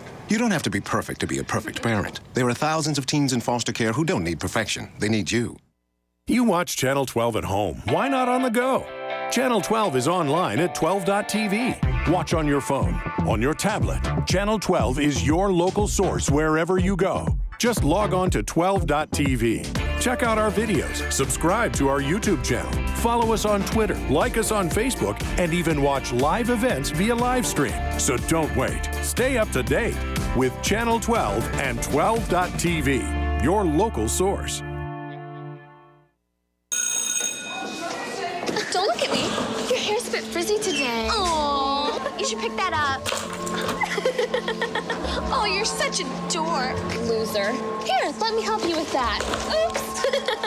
Every day, kids witness bullying. Oh, look. Your crush is looking at you. Or you. They want to help, but don't know how. See, no one here's gonna help you, because no one Teach your likes kids how to be more than a bystander. Visit stopbullying.gov. My new mom and I.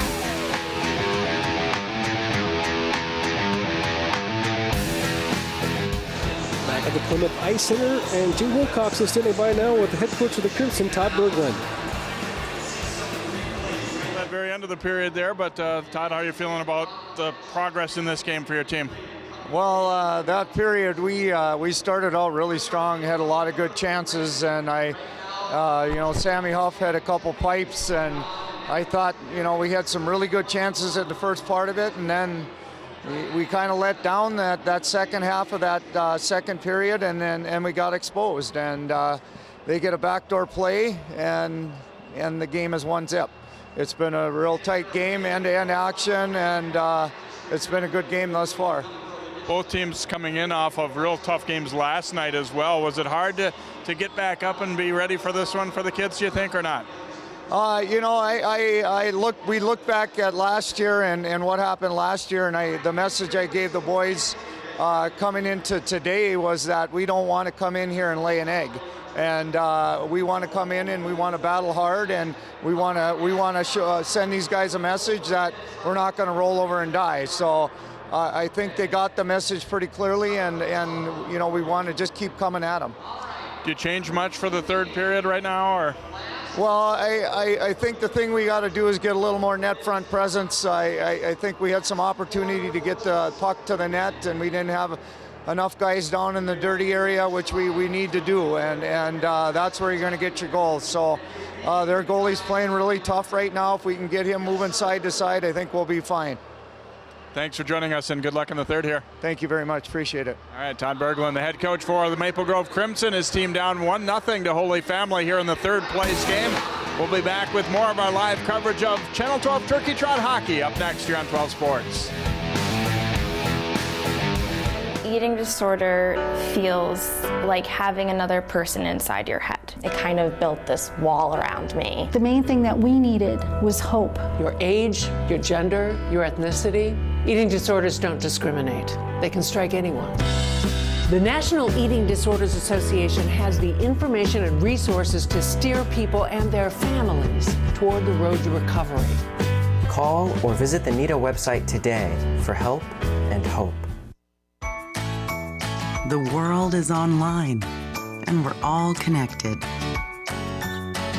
While there's a lot to explore and discover, we each need to do our part to keep the internet safe. Cybersecurity starts with you. Learn how you can stay safe online at dhs.gov/stopthinkconnect.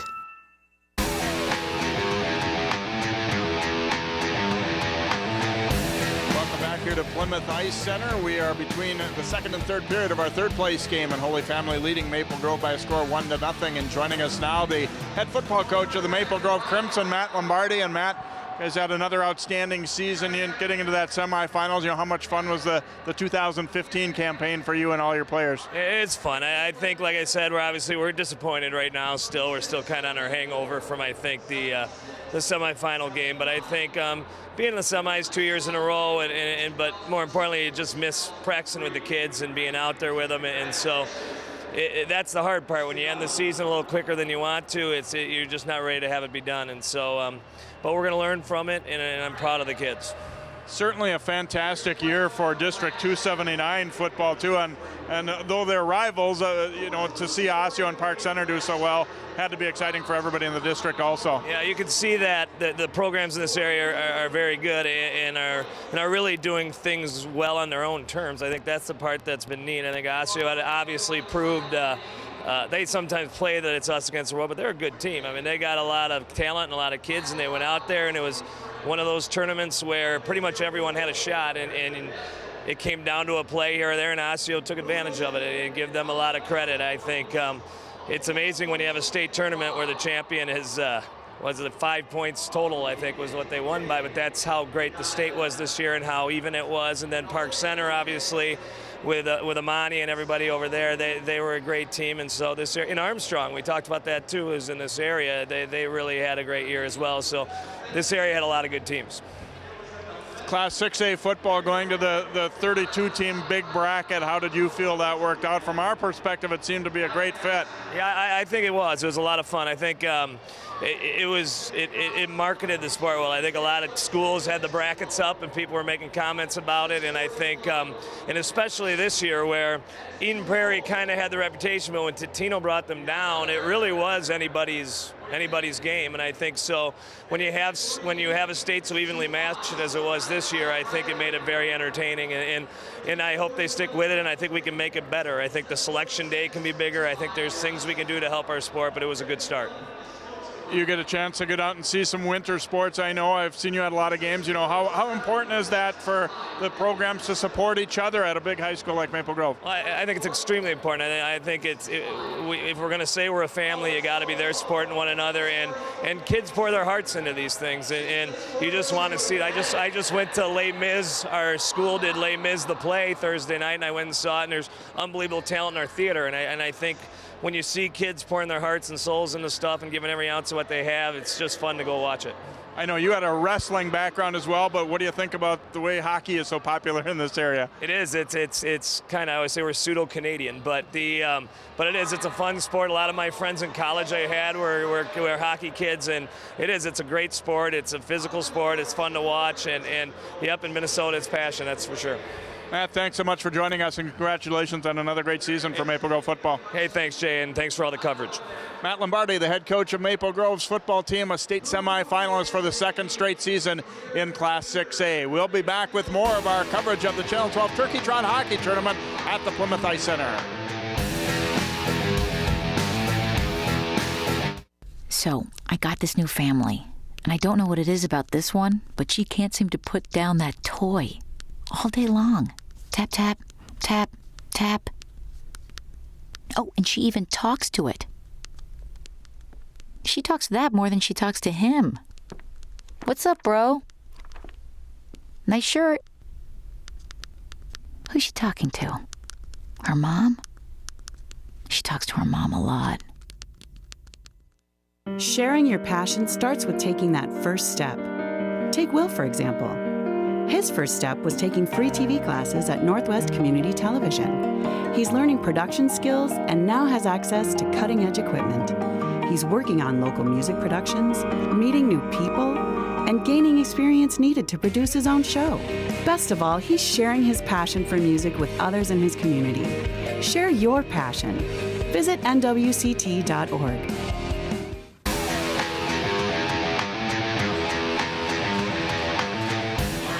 At the Channel 12 Turkey Trot at the Plymouth Ice Center, along with Dan Fick, and I'm Joe Moline. It's 1-0 Holy Family over the Crimson. Holy Family trying to get their second third place trophy in a row here, as Maple Grove started out that second period in control. A lot of good scoring chances there. A good shot by Jada Walsh. Jackson Stauber was awfully good, though, in that second period as well. Look at this great scoring chance. Huff just missed the net there, but a beautiful outlet by the goaltender, Brady Goodman, that led to that scoring chance. Here's Huff. Circles away, didn't like what he saw there, then gets between two defenders and fires one off the post. That was his second post of the game. He couldn't believe it. And he missed that one right there. And the scoring chance again. This one just off the side there off a rebound for Gavin Miller. Holy Family continued to push back, though. They pushed back, fought back. Good scoring chance up here by Messler. 2 whacks at it. And saw Goodman make the save right there. Another scoring chance for the Crimson. That one just misfired. Goodman showing how he handles the puck cleanly earlier. That time not so well. Tyler Rock got after it, and that puck dangerously through the crease. And then in that same moment, the puck left the zone, but Rock bought it right back in and passed it out front there to the waiting stick of Patrick Redden, who put them up 1-0, and that was how Holy Family took the 1-0 lead. There's the shots on goal, 14-13 in favor of the Fire, 7-6 scoring chances in favor of the Crimson. There you see your penalties. Holy Family with 3, but Maple Grove 0 for 2 in the power play so far in this game. A lot of exciting hockey still to be played here. 17 minutes on the board as Maple Grove will try to work back from this 1-0 deficit here at the Turkey Trot on Channel 12.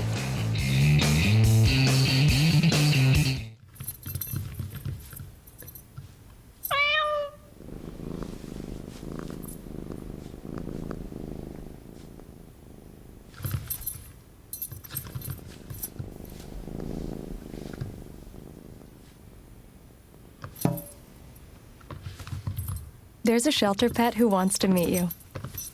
Meet one today. Visit theshelterpetproject.org. Adopt. Volunteering is more than just a word. It's a window to opportunities. Take Mark, for example. By taking free TV classes at Northwest Community Television, Mark is helping bring entertainment and information to his community, along with building a foundation of skills that will take him one step closer to his dreams. Share your passion. Visit nwct.org. Hey, did you buy something from some gaming site? What do you mean? Yeah, look, there's a bunch of different charges on here. Do you think someone stole our credit card information? I don't know. That site sounds familiar, though. Yeah, isn't that the site that Billy's on all the time? You don't think. Billy! Stop and think before you connect. Playing online is serious business. Visit dhs.gov/stopthinkconnect for tips on how to be safe online.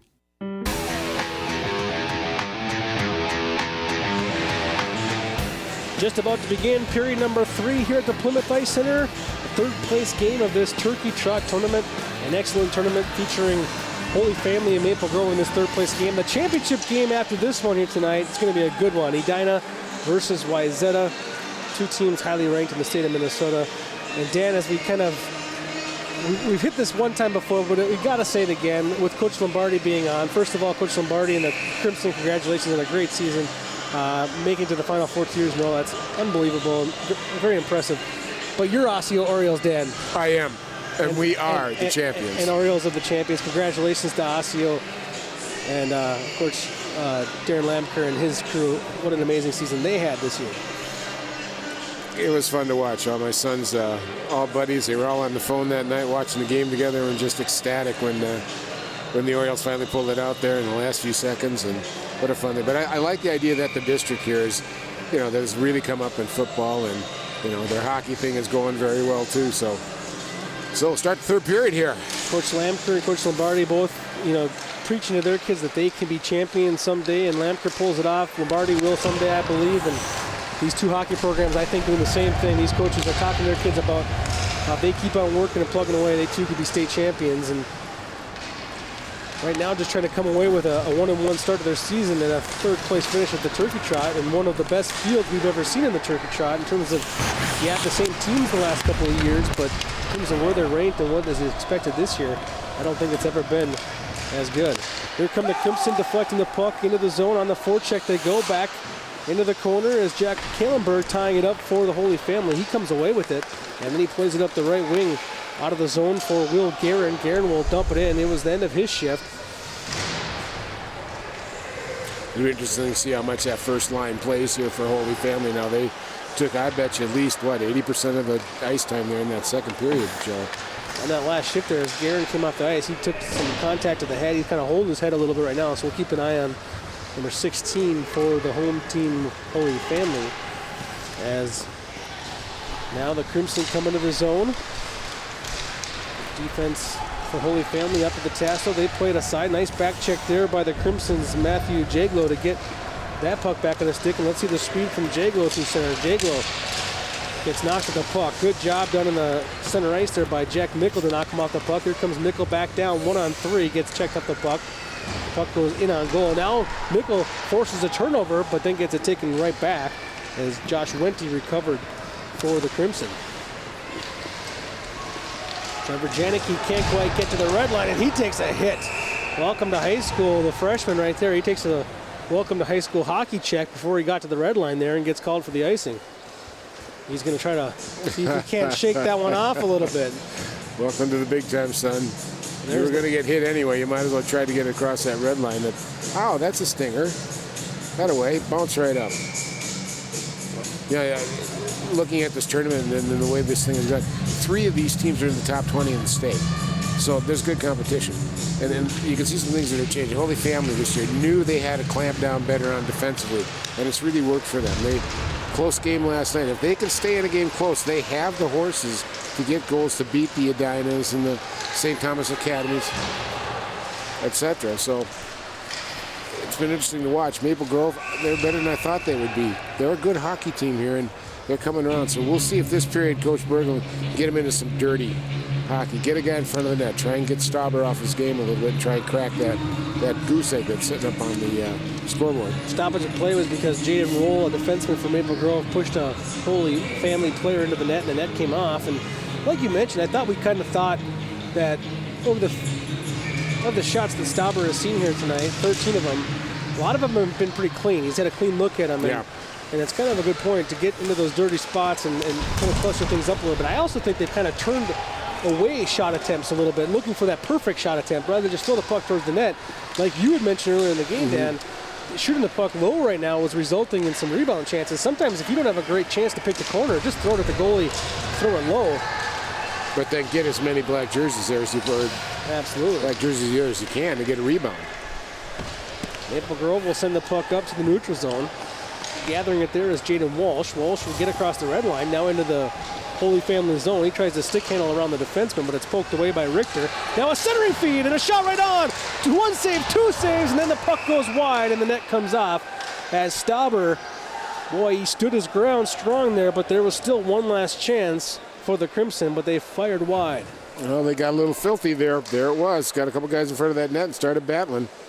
There's first shot, rebound, guy get the rebound. There you go. Gavin Miller in front. He's had a couple opportunities on rebounds. Stauber makes a key pair of saves right there, keeping this a 1-0 lead for Holy Family. Simpson off the face-off, win it. Jack Kelly shot. Now a chance on the leak out, but Jack Kelly with a stick out of midair. Oh, buckets. That might have saved a goal. Definitely saved a scoring chance. Zener will bank it off the boards. Here come the Fire. Guerin cross-ice pass behind. Surprised that one was not called off sides there, as looked to be behind Redden, but Redden went after it anyways with the corner as the referee waved off the offsides. Back the other way comes the Crimson as they dump it into the Fire zone. Maroney skates it up the right wing. Nice pass up ahead for Rock. Rock down the right side, puts the brakes on, and was looking for Maroney, who jumped into the play. And the puck ends up back now in the corner of the Crimson as some of the Fire players get... Now a breakaway chance for the Crimson. In all alone, Stauber makes the save. Jared Camerata got behind the defense and couldn't finish the deal. Boy, how pretty was that stretch play there, though. Joe Camerata coming right up the guts and a beauty that passed to Springham.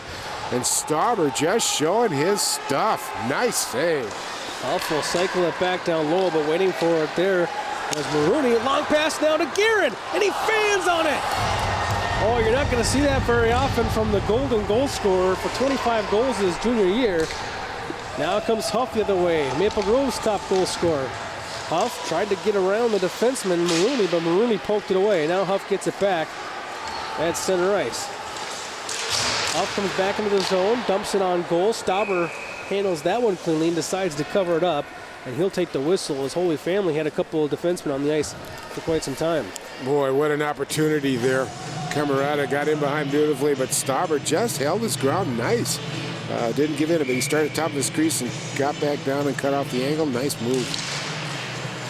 You can see both teams really stretching the ice now. They're going to fly weak side wings and centers out just to create some opportunities here. Here comes a chance the other way. Messler down the right side from the dot. Shot hit the face mask of the goaltender, Goodman, and then landed down in his glove, and he'll hang on right there as Messler was racing down the right side with an odd man rush. You know, I'll tell you what, watching these games so far this tournament, the goaltending in this tournament has been the best I've seen it since I've been coming here. Well, yeah, these guys are all solid. Every single one of them. I mean, there's not been a plethora of goal scoring. They have been there's been opportunities. A shot from the point goes wide. Now it rings around the corner. Holding in there is Killenberg. Killenberg dumps it back down behind the goal. Messler's waiting for it. Messler stick handles to the middle. Shoots, he scores! Messler gives Holy Family a 2-0 lead. And just as you talk about the goaltending, I think that's one that Goodman thought he probably should have had. It just snuck under. Yeah. It looked like it snuck under the glove on the left side. Well, the big guy finally comes through, and he's a center, which, boy, you don't see him that big usually. Comes through. Look at the move here. Slips in real nice. Just finds that upper. Slips in underneath the arm. Looked like a Goodman. Boy, nice move. Nice play. Nice goal.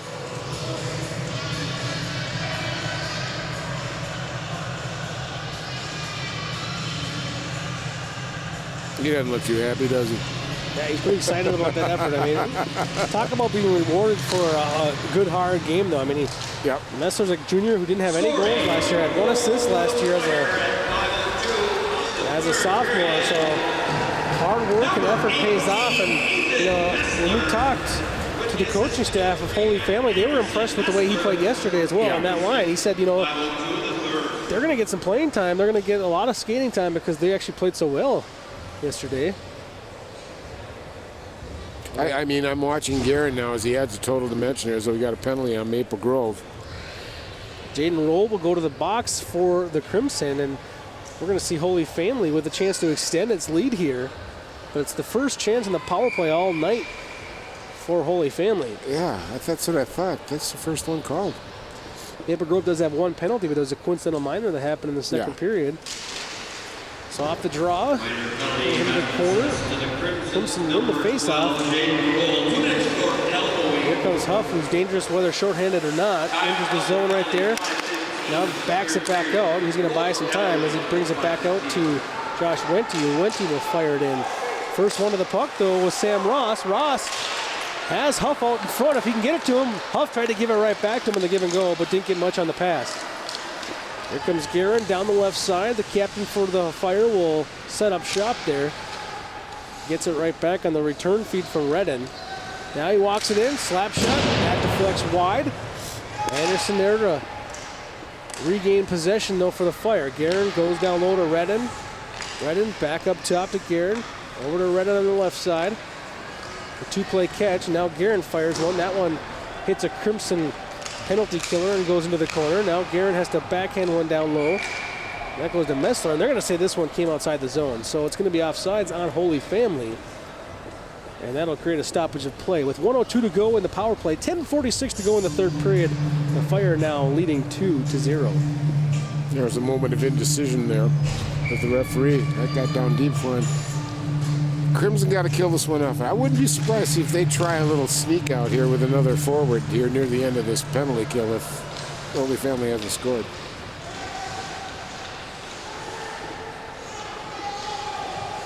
Oh, that puck got into the skates of Matt Anderson, so he couldn't handle it. So Anderson will retreat and come back up, gain some speed, lose the puck, but gets it right back. Anderson all the way around, takes it behind the goal, tried to center it. Didn't get much on that pass, but again, Anderson gets it right back. Now Guerin winds up, gets a one-timer out front. Anderson gets the rebound, a chance, and that one goes off the breezers and out of play as Goodman makes a couple of big saves there, keeping this a 2-goal deficit. Good opportunities here by Holy Family. They're getting some good shots. The first power play they've been on the whole game, they're making the most of it.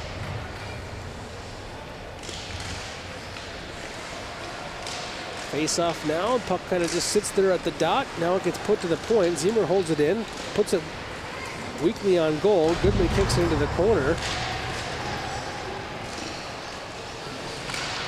Then Almquist gets it back to the point for Marooney.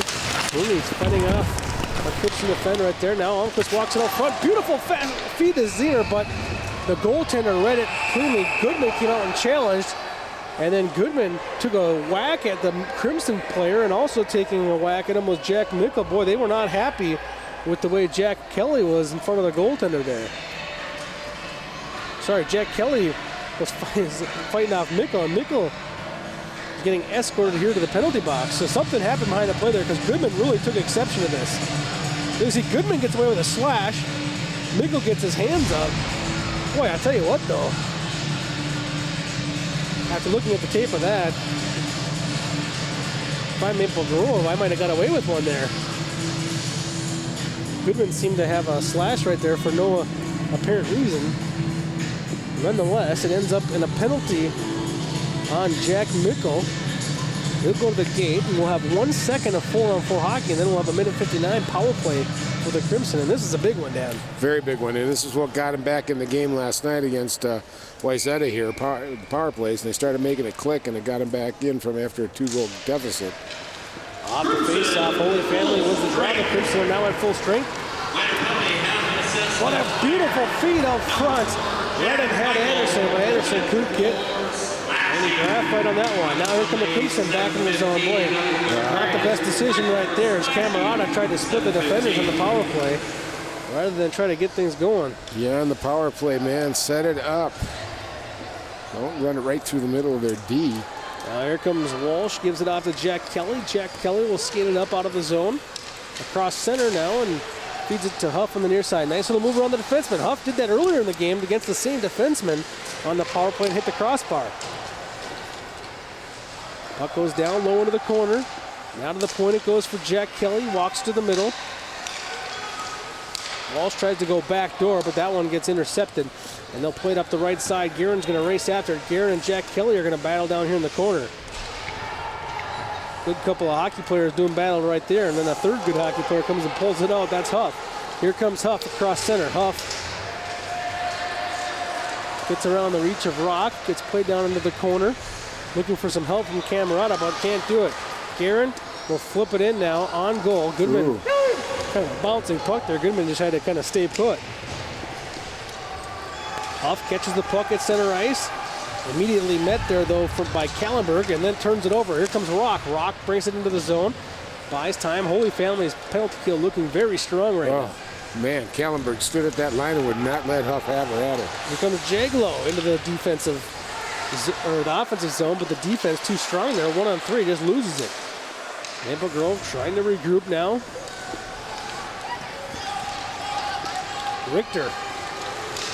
Gavin Miller. Gavin Miller gets checked off the puck. Now it's dumped back down into the corner by Justin Kelly. Waiting for it at the point is Jaden Roll. Roll walks it in, winds it up, shot on goal on that one. Went through all the traffic and missed wide. Now a 2-on-1 the opposite way. Here comes Josh Pearson down the left side, gets it up front. And Mac Byers had just ran out of real estate and couldn't get much on it, and Goodman pounced. Boy, bad decision up at the Holy Family blue line up there. That's what caused this 2-on-1. Maple Grove defenseman decided to go for the body rather than the puck, and the puck broke loose, creating that 2-on-1. But Goodman's been on his game and made the save, but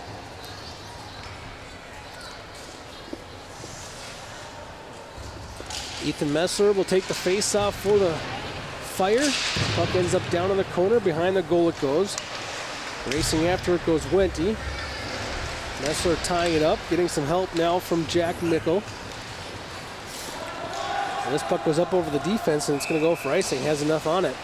So it'll come back inside the Maple Grove zone. Boy, they're down 2-0 right now, and it seems like Holy Fire is really trying to kind of take any kinds of hopes of a comeback away from their hopes and aspirations as they're trying to get that third goal.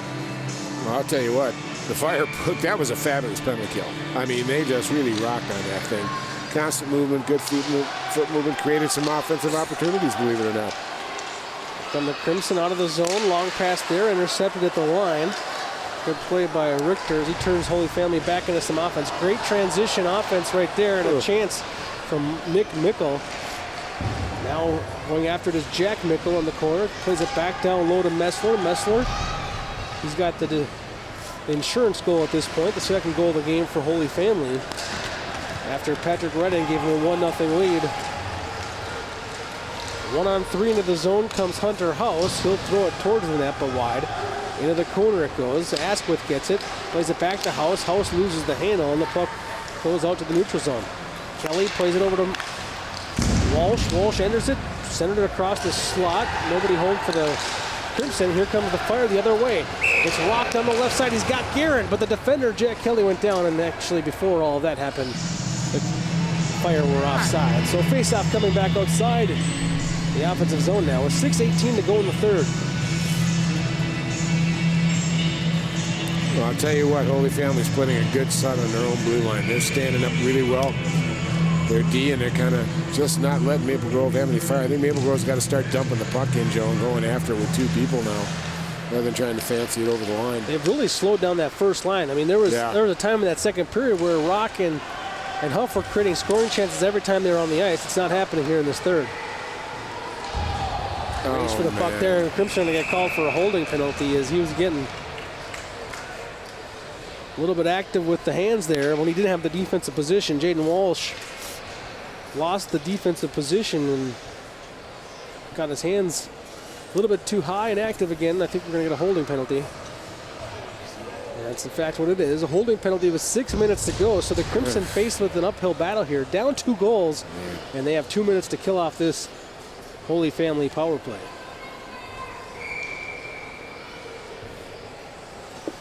Don't imagine that made Coach Berglund very happy. You see they're having some consultations on the bench. Number 22, James Walsh. 2 minutes. Down the penalty on 11 minutes in the third period. Holy Family looking to add on to its 2-goal lead and get its first power play goal of the evening. Only 0 for 1 so far. They haven't had a lot of opportunities. The rest, for the most part, let these guys play. There's been nothing really chippy or overly physical. If anything, they just let them play through a couple of weaker slashes, trips, or hooks. Boy, Messler, I think, had more time in front than he realized because he put kind of a weak backhander on goal, and he really was all alone out front there for a moment. Got to try and get your head on the swivel a little bit and see what's around you. Take a little time, get it up to your forehand, maybe so you can lift it easier. But Holy Family's going to use a timeout here to discuss the next 5 minutes and 25 seconds of regulation, but more importantly, this next 1 minute and 25 seconds of power play, and they want to ensure that they put something good together here. Just a reminder, if you're watching this game at home on Channel 12 and you have some relatives all across the country, or the world for that matter, tell them to get on their computer, get out their iPad, even get out their smartphone. They can watch us at 12.tv. And it's working pretty good. I know we got some people out there watching and sending feedback, and if you're doing that, you can also let us know what you're seeing. Tweet us #TurkeyTrot for the rest of the evening here tonight as we lead into the championship game between Edina and Wayzata. Dan, let's talk about that game a little bit here. What do you see yesterday from the Trojans and the Hornets, and what do you expect here tonight? First of all, speed. Good passing. Both teams, they don't hold on to the puck a lot. They keep moving it around up and down. I'm thinking they're going to get a little physical tonight. These two teams, they, like I said, it's almost like they play each other 14 times. They're familiar.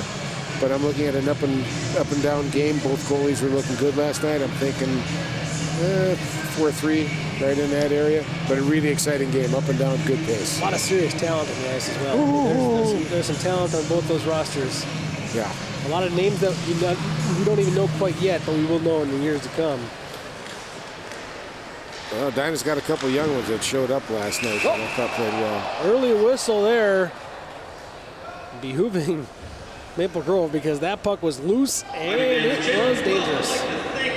Scoring chance out front there as Patrick Redden was trying to pounce on that one and get his second of the night, but early whistle, And so we'll have a stoppage play and a face-off coming up now, still in that Maple Grove zone.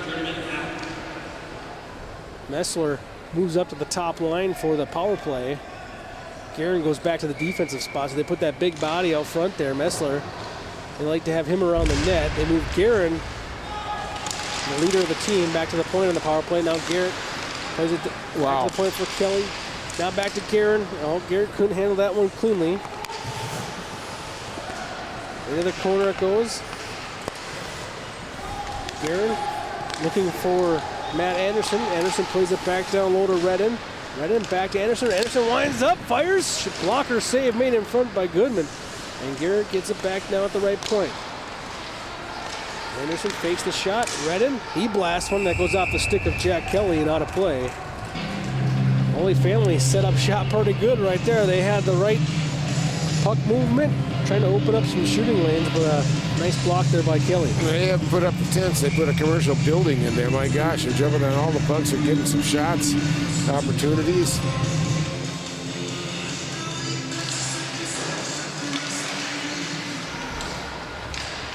Messler, backhander just missed. That puck snuck through as he was out open in the slot. The defender went down to try to block the passing lane, but the puck still made its way through. Now Anderson plays it down low to Guerin. Guerin, stick handling, getting away. Tried to center it for Messler, who took a whack at it but fanned on it altogether. Now Anderson back inside the neutral zone. Back inside the Crimson zone he goes, down the right wing. A centering feed there, deflected in! Redden gets his second of the night, and the Fire take a commanding 3-0 lead. Yeah, 4:12 left in the game. That's going to be an awful big hill to climb. But Holy Family was up. They were by that net the whole time. They usually had 2 or 3 guys in front. Kept putting the puck in front. We'll see it come down and around.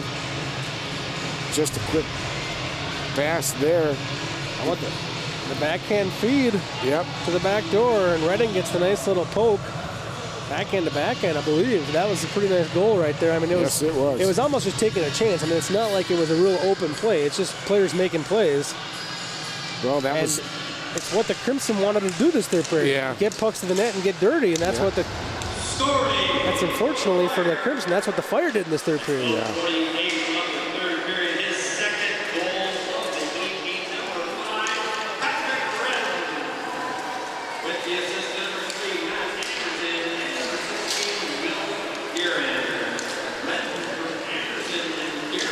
Oh, here comes a chance to Rock down the left side, and Rock scores! And it's 4-0, and the floodgates are opening here at the Plymouth Ice Center.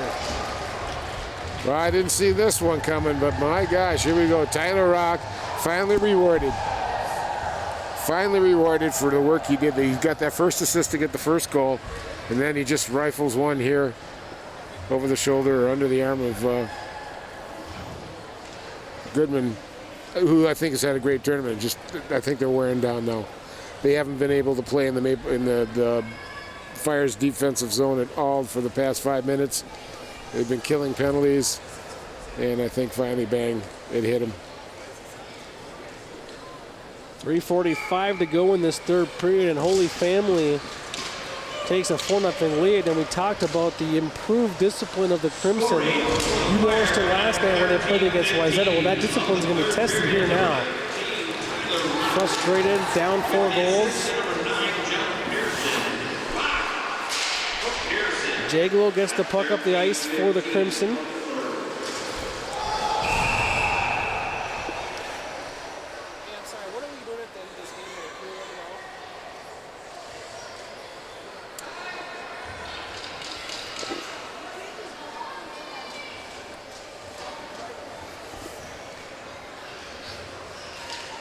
Penalty now on the Crimson. Just talked about that discipline and what's going to happen. Matthew Jaglow, the sophomore, is going to end up in the penalty box here, and Crimson down 4 goals. Going to be shorthanded now.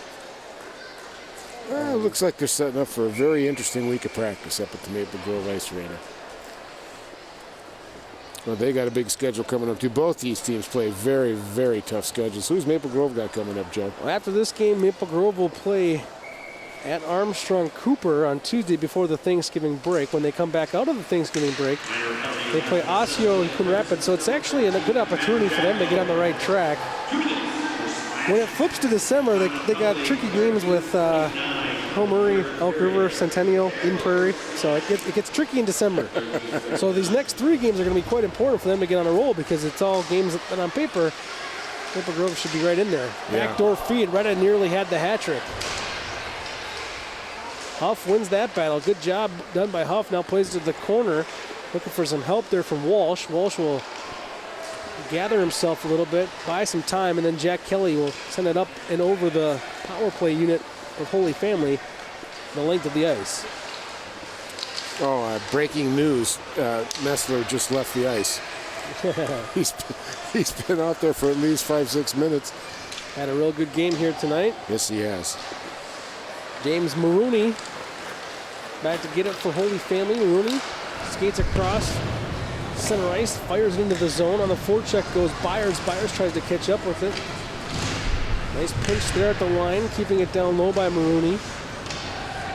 Walsh gets away from the forecheck from Holy Family. Found his partner in the corner, Jack Kelly, who sends it all the way down once again. Now Maroney will take a check down there from Hunter House on the forecheck. Now House, nearly got a pass from Gavin Miller as they were going to try to put something together shorthanded, but it got intercepted. Here comes Guerin again with it for Holy Family. Guerin up the left side for Rock. Rock looking, goes behind the goal now. The defenseman on this side is no longer there, so does eventually find the point. Guerin has that puck skip under his stick as he was just about to pull the trigger. Now Guerin from the left circle tried to put a backhander through to Rock, but couldn't find him. And here comes Hunter House the other way. It's a 2-on-1. He's got Gavin Miller with him. House fires it off the crossbar. Jeepers. Oh boy, that one got over the shoulder of Stauber in a hurry. Now Jack Kelly doesn't see a shooting lane. Tried to find one, then eventually shot it into a different Fire defender. Now Kelly once again snaps one off, but it's blocked by Maroney. Holy Family, what a team defensive effort tonight for the Fire. Center field right there. Kelly just fires that one wide. Into the corner it goes. Nick Mickle after it. Gets it to center. Now it's tossed right back in. Back to get it goes Maroney. Maroney tries to go near side. Too far for Ness. Ness can't catch it. And it'll be icing on the Fire. Face-off coming back down inside the Fire zone. Let's look at those Crimson scoring chances. I think there's got to be about the fourth or fifth pipe for them in the game here. I know Huff's hit at least two. Stopper's going to give these Nets a big hug at the end of this game. He's got the Magic shutout right now, but he's had at least 3 ring off the post.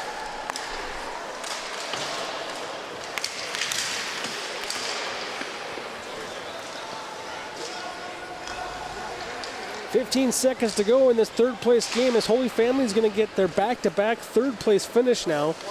And for 2 years in a row, the Crimson are going to get off to 0-2 starts. Last year, the Maple Grove did not respond as you'd like them to after the Turkey Trot 0-2 start. This year, it's a new group, new coaching staff, at least at the head coaching spot. Yep. And hopefully the Crimson can take these next couple weeks and turn things around as they get ready for that tough December that awaits. Well, at least 2 games, both teams, I mean, all the teams here are finding out a lot about each other. They're making decisions yet and who's going to play and all that bit, and rotation. So, good tournament for that. The win-loss record, just let it go. I mean, it's not that important right now. Yeah, you lost, but learn from it. Figure things out, because the schedule's only going to get tougher for both of you, both teams. And I'm sure they'll both rebound. Coach Berglund will put some fixes in place and make them grow a better team. And good game, though. They did maintain their discipline. There was one penalty, but nothing really chippy or anything. Yeah, it was a pretty good hockey game. Holy Family, game-wise, has the rest of the week off, and then they play next Saturday against Lakeville South. Follow that up with some games against Breck and Minnetonka. So 3 very difficult games awaiting them on their schedule. But a great game here tonight between these 2 teams. Holy Family just too much at the end. They played a great defensive game and really got after it in front of the net. Ended up outshooting them 28-16 at the end of it. I mean, this was a game where the shots were kind of even throughout the contest, but you can see Holy Family really had a great third period. Yes, they did. They got a killer instinct, and they put this thing away. They buried it and took the Crimson out of it pretty quickly on here. So 4-0, Holy Family shutting out the Crimson here for the third place spot in the Turkey Trot here at the Plymouth Ice Center. We'll be right back for more here on Channel 12.